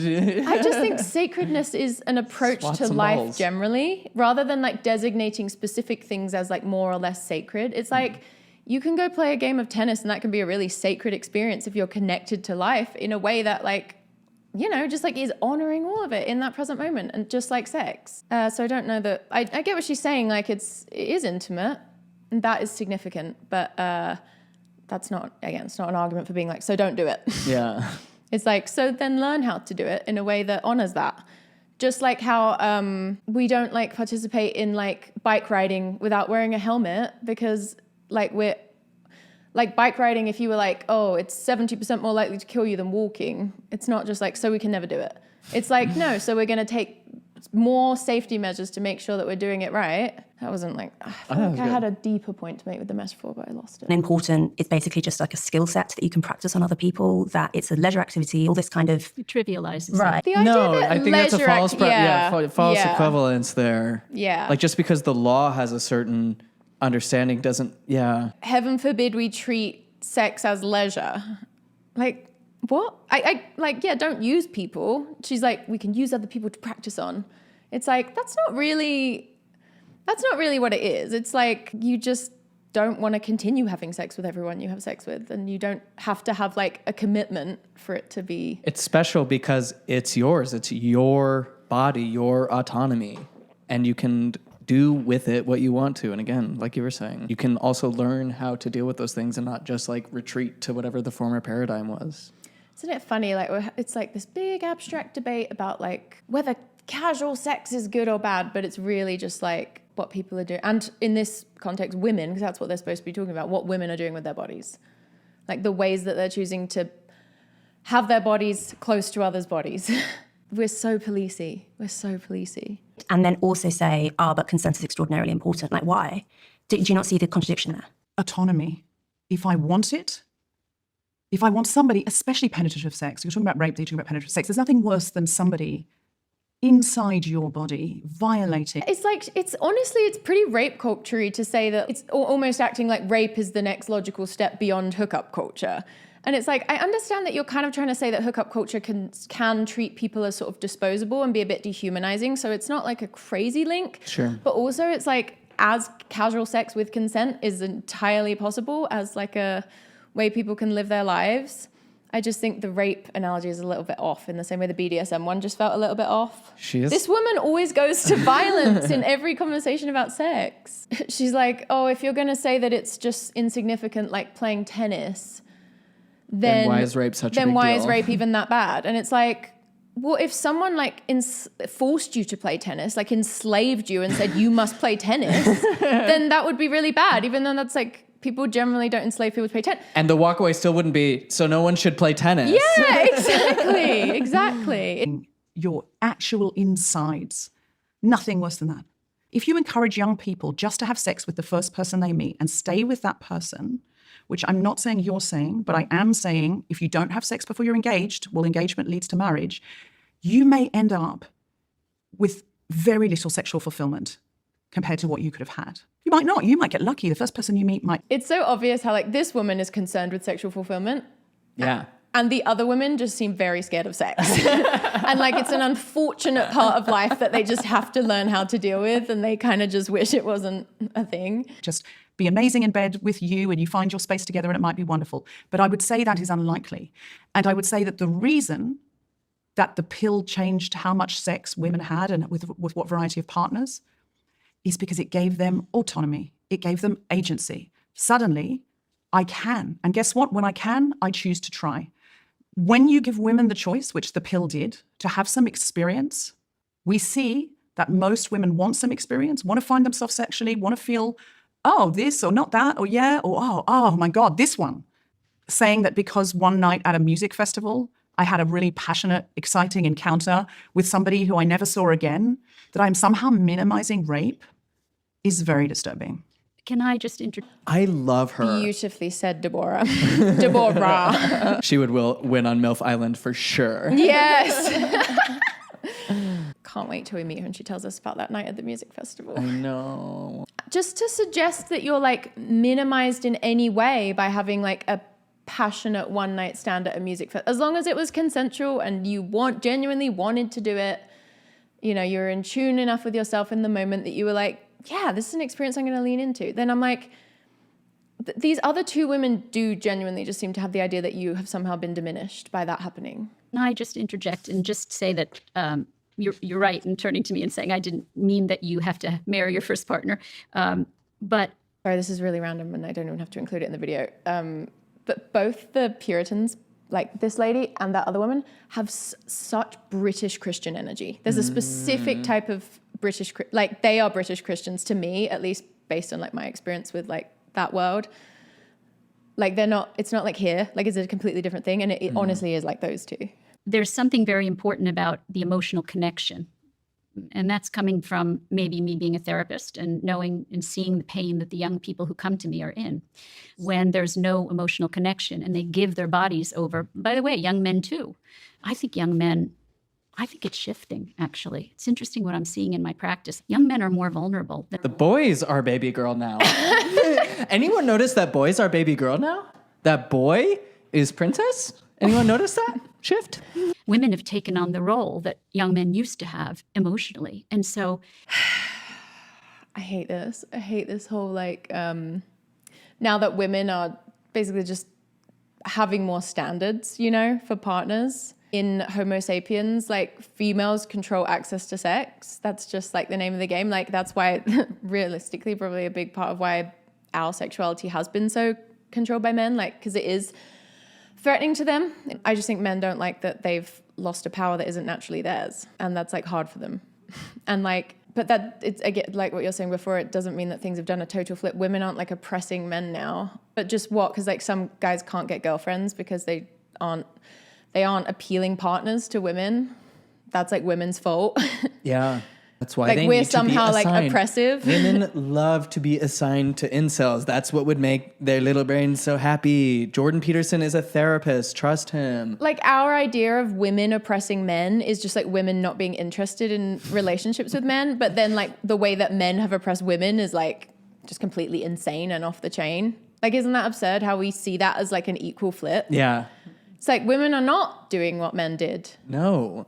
Have you heard of that?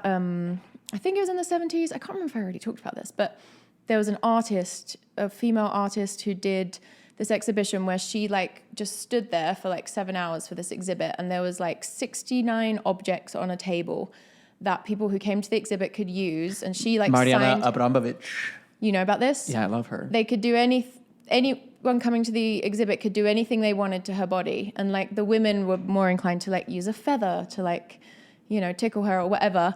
And she was like men were brutal. Like so many men like cut her with like a knife that was there, or like there was so much male violence that came out in this that she was like really shaken from the experience. I'm sure she expected a degree of it, but I think it was just probably worse than she thought.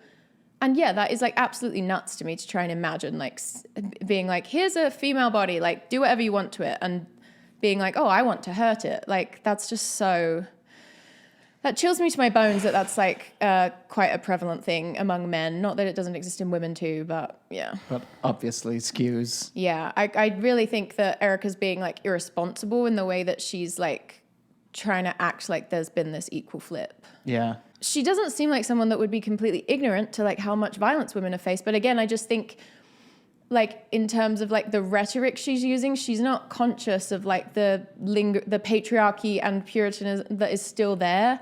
So she's not realizing like the implications of what she's actually saying, or she's not realizing that like what she's saying is just wrong. Like it's just not true. You can say that like right now, men are feeling like women have all the power or have more power or a disproportionate amount of power in dating dynamics because they're more selective, and young men are feeling this about it. Like you can say that, but it's just like there's this like weird like blame energy in what she's saying, as if like, and it's because women are having too much casual sex, so now they won't. It's like that's not the problem. Women are not settling down with men because they're realizing that they don't need to. And that they're not getting locked in by doofuses. And it's like a big, down. when we talk about like, you know, a lot of women feel like men suck. It's like, we're not saying that just like men are doomed to suck forever and all men suck. It's like patriarchy is the reason that men are sucking. So like there's a way out here. Like they don't have to suck. And we're not blaming like men themselves. Like we're blaming patriarchy. But it's like, if you don't have the qualities that women are looking for in a partner, like you shouldn't feel entitled to having them as a partner. And when it was the other way around, like no one would ever shame a man for being like picky. Like men would always be like, I need my wife to be like, to look perfect or to be this or to be that. Very looks based a lot of the time. Of course. You know, women have all these choices and now they're leaving young men in the dust and the young men are feeling lonely and, you know, they have sex with a girl and they want... Are lesbians to blame? Are lesbians stealing our nation's women from the men? Has lesbianism, woke lesbianism, gone too far? I know it's an obvious point, but a big reason men are lonely is because patriarchy has made them lonely, because patriarchy has made them unable to talk about their feelings with each other. And I've seen it even like... in my boyfriend, who's very progressive and very good at connecting with men, like there's still times where like he'll have a male friend that's going through something and I'll be like, oh, how's he doing? And it's like, I didn't ask. Or, there's just so many little times that Jared will tell me, and he's conscious of it, so we're always talking about this. But, and you're like this too, there's so many things that you guys like wouldn't ask each other because it would feel, you wouldn't want it to be like an imposition. Whereas a girl would just be like, tell me what happened. No, tell me.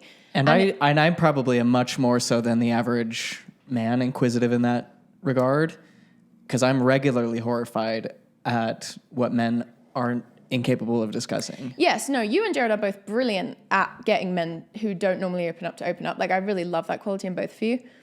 And even that, so. There's still ways that Sure. that you wouldn't ask each other certain things that a woman would just immediately be straight in there asking it. Because because there's still like that lingering fear that it's like too much potentially. Yeah. So it's like, yeah, women, because of patriarchy, I guess like one perk sort of is that we're good at connecting with each other. Although it's not really a perk of patriarchy because I think we're just good at connecting with each other no matter what.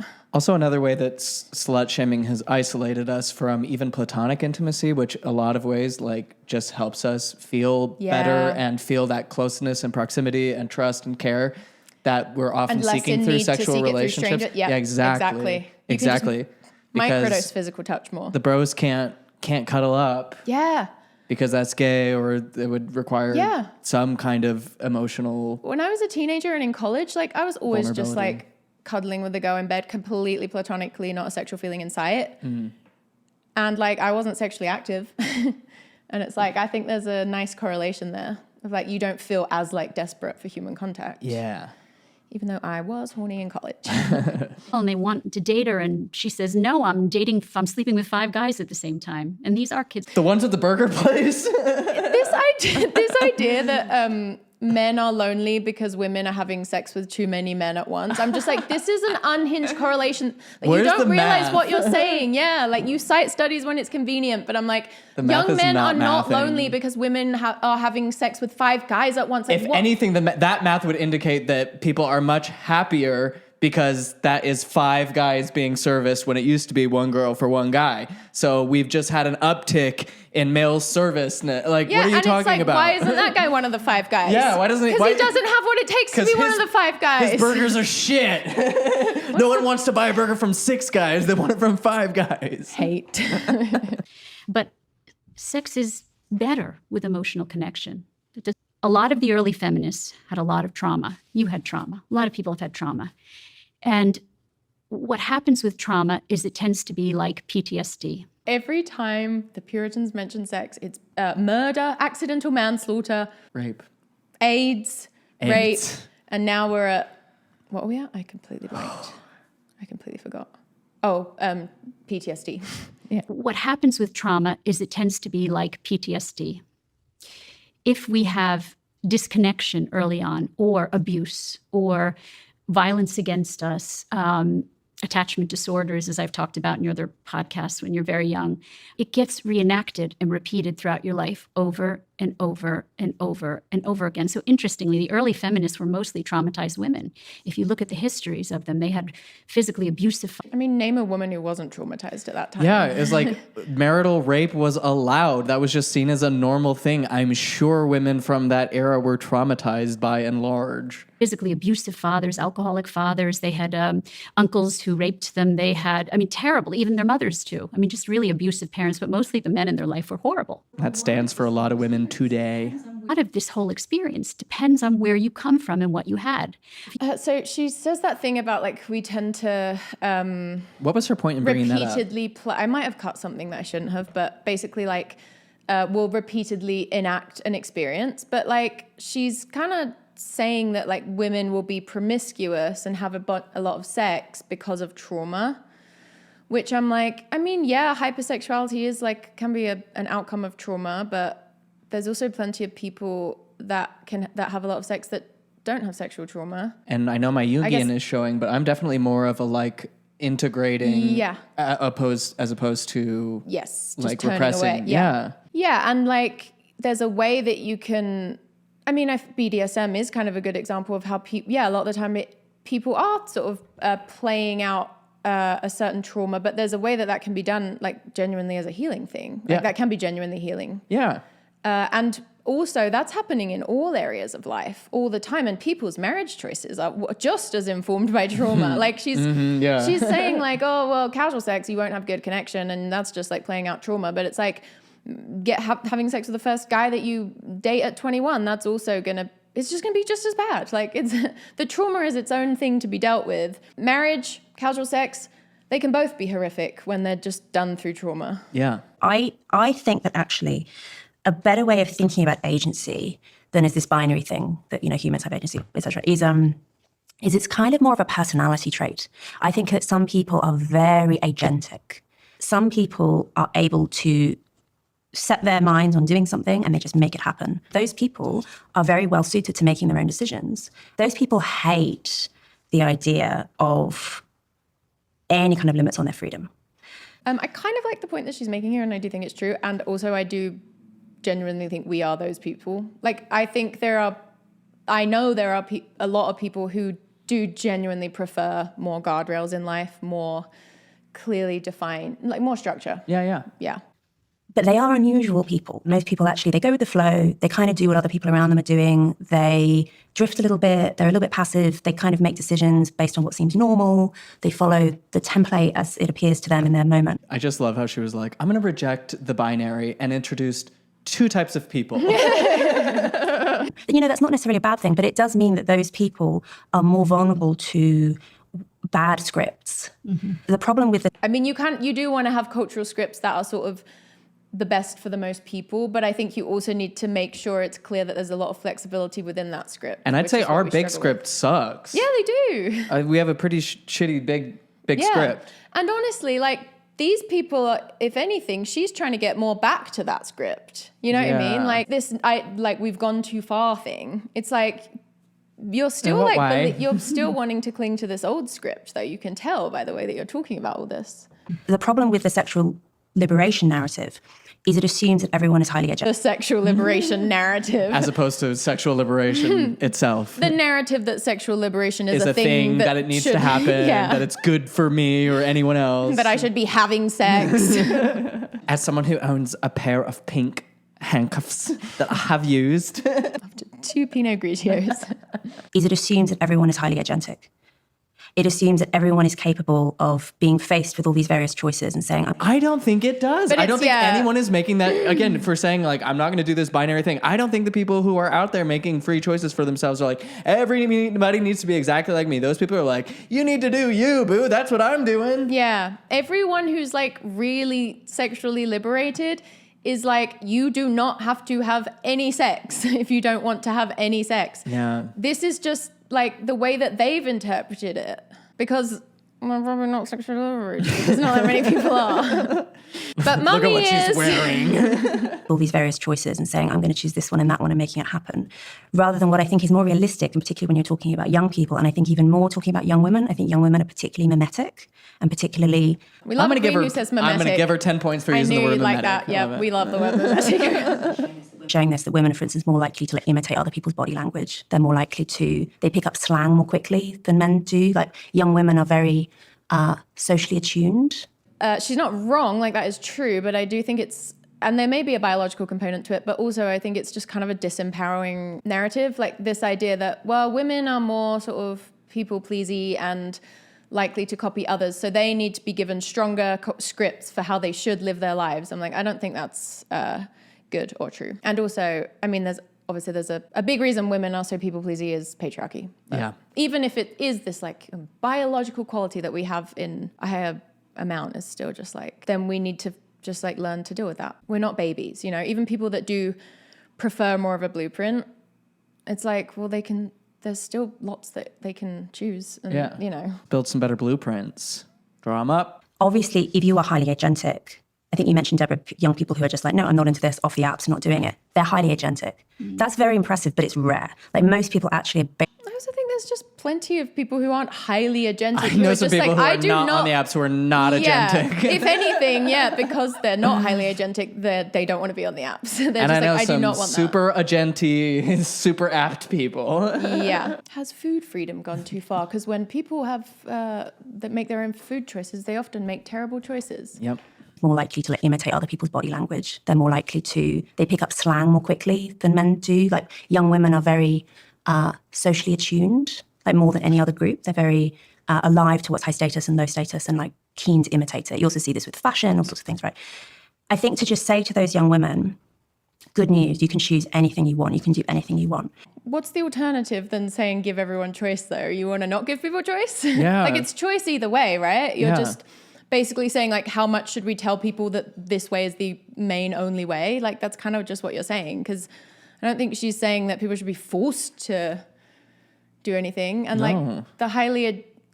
It's like she's literally just unshaming the process. She's just like, I think we just need to add a bit more shame back in so that to be a guardrail. Good luck. I think that doesn't work. I think that actually we need to be a bit more prescriptive. Bold and brave, Louise. I can only speak for myself when I say my biggest regret in life is that I don't have more regrets. I wish I had lived a little more dangerously. I wish I had been more exploratory, more curious, but I had too many prescriptions that were placed on me by other people. I have the perfect amount of regrets. Women were less agentic before the sexual revolution. Overall, as a population, we are more agentic now. We have more agency, and we flex that agency more frequently. If you are worried that young women seem to you to be mimetic, i.e., influenced by their peer group, then we need education for what's happening in that peer group. I don't disagree with you that thinking about intimacy, thinking about, do I really want to do this with my body? Do I want to let this boy touch me here or there, or this girl, do this or that with me or whatever? Of course. But that's education so they can have agency. And that's the discussion. Yes, it's not do we give them agency or not. It's do we teach them how to use their agency or not. Yeah. That the parents have, ideally the schools are having. We desperately need that. That's what we're doing here, right? Or trying to. Yeah. But rather than... You're not, though, because it's like she's having to carry this. Like you guys are just talking about like whether sex is bad still. saying they need rules, I would say they need to be further attuned to their own desires, their own body, their own environments, relationships. How long does it feel right to me? Listening to my own body, listening to my own mind, having confidants that they can talk to who are older and more responsible if they don't feel comfortable talking to their parents, because some kids, of course, teenagers don't necessarily go, Mom, I had this urge. Do you provide other people in their community who they might have that conversation with? There are all sorts of ways that we can make sure our girls and our boys have agency and listen to themselves. But when I hear rules, when I hear it's just better for them not to until they're engaged and then just stick with that person for life, ideally, I fear that is taking us back generations, and women 100% were not happier then. They put up with more. I think that's a great endpoint for today. Yeah, they were not happier. They just put up with more. Mother really did cook for us. She really did. I'm so nourished. Then she ate and left 0 crumbs. If you guys want, we could do a part 2 to this, because basically next they talk about should women be allowed to not be mothers? Yeah, now it's like we've done sex and now it's like, is not Obviously being a mother bad? Obviously it is bad, but if you do have it, you ought to be a mom. Yeah. So yeah, it's just such a long video. We couldn't do it all in one. But if you want us to react to the rest in our next video, we totally can. But this is where we leave you. You're welcome to come join us on Patreon if you want to help support us on this channel. This weekend we'll be doing a banana bread. Are we doing it this Sunday? You want to? Yeah, I'm down. Cool. Doing a little banana bread bake-off. So join us on Patreon. It's going to be a good, wholesome time. Yeah, I can't wait for that. You're Thank you for being here. the network of sluts holding this whole show together. Thank you, and we'll see you there. Yeah, we love you. Stay slutty. Or home not being slutty, if that's your preference. Even if it's slut means in bed by 8:30. Yeah. You're valid too. You can be a slut for so many things. Well, as long as you're attuned to your erotic energy, then that's what matters. Yeah, even being a slut in your heart is allowed. Okay, bye. Love you. See you soon.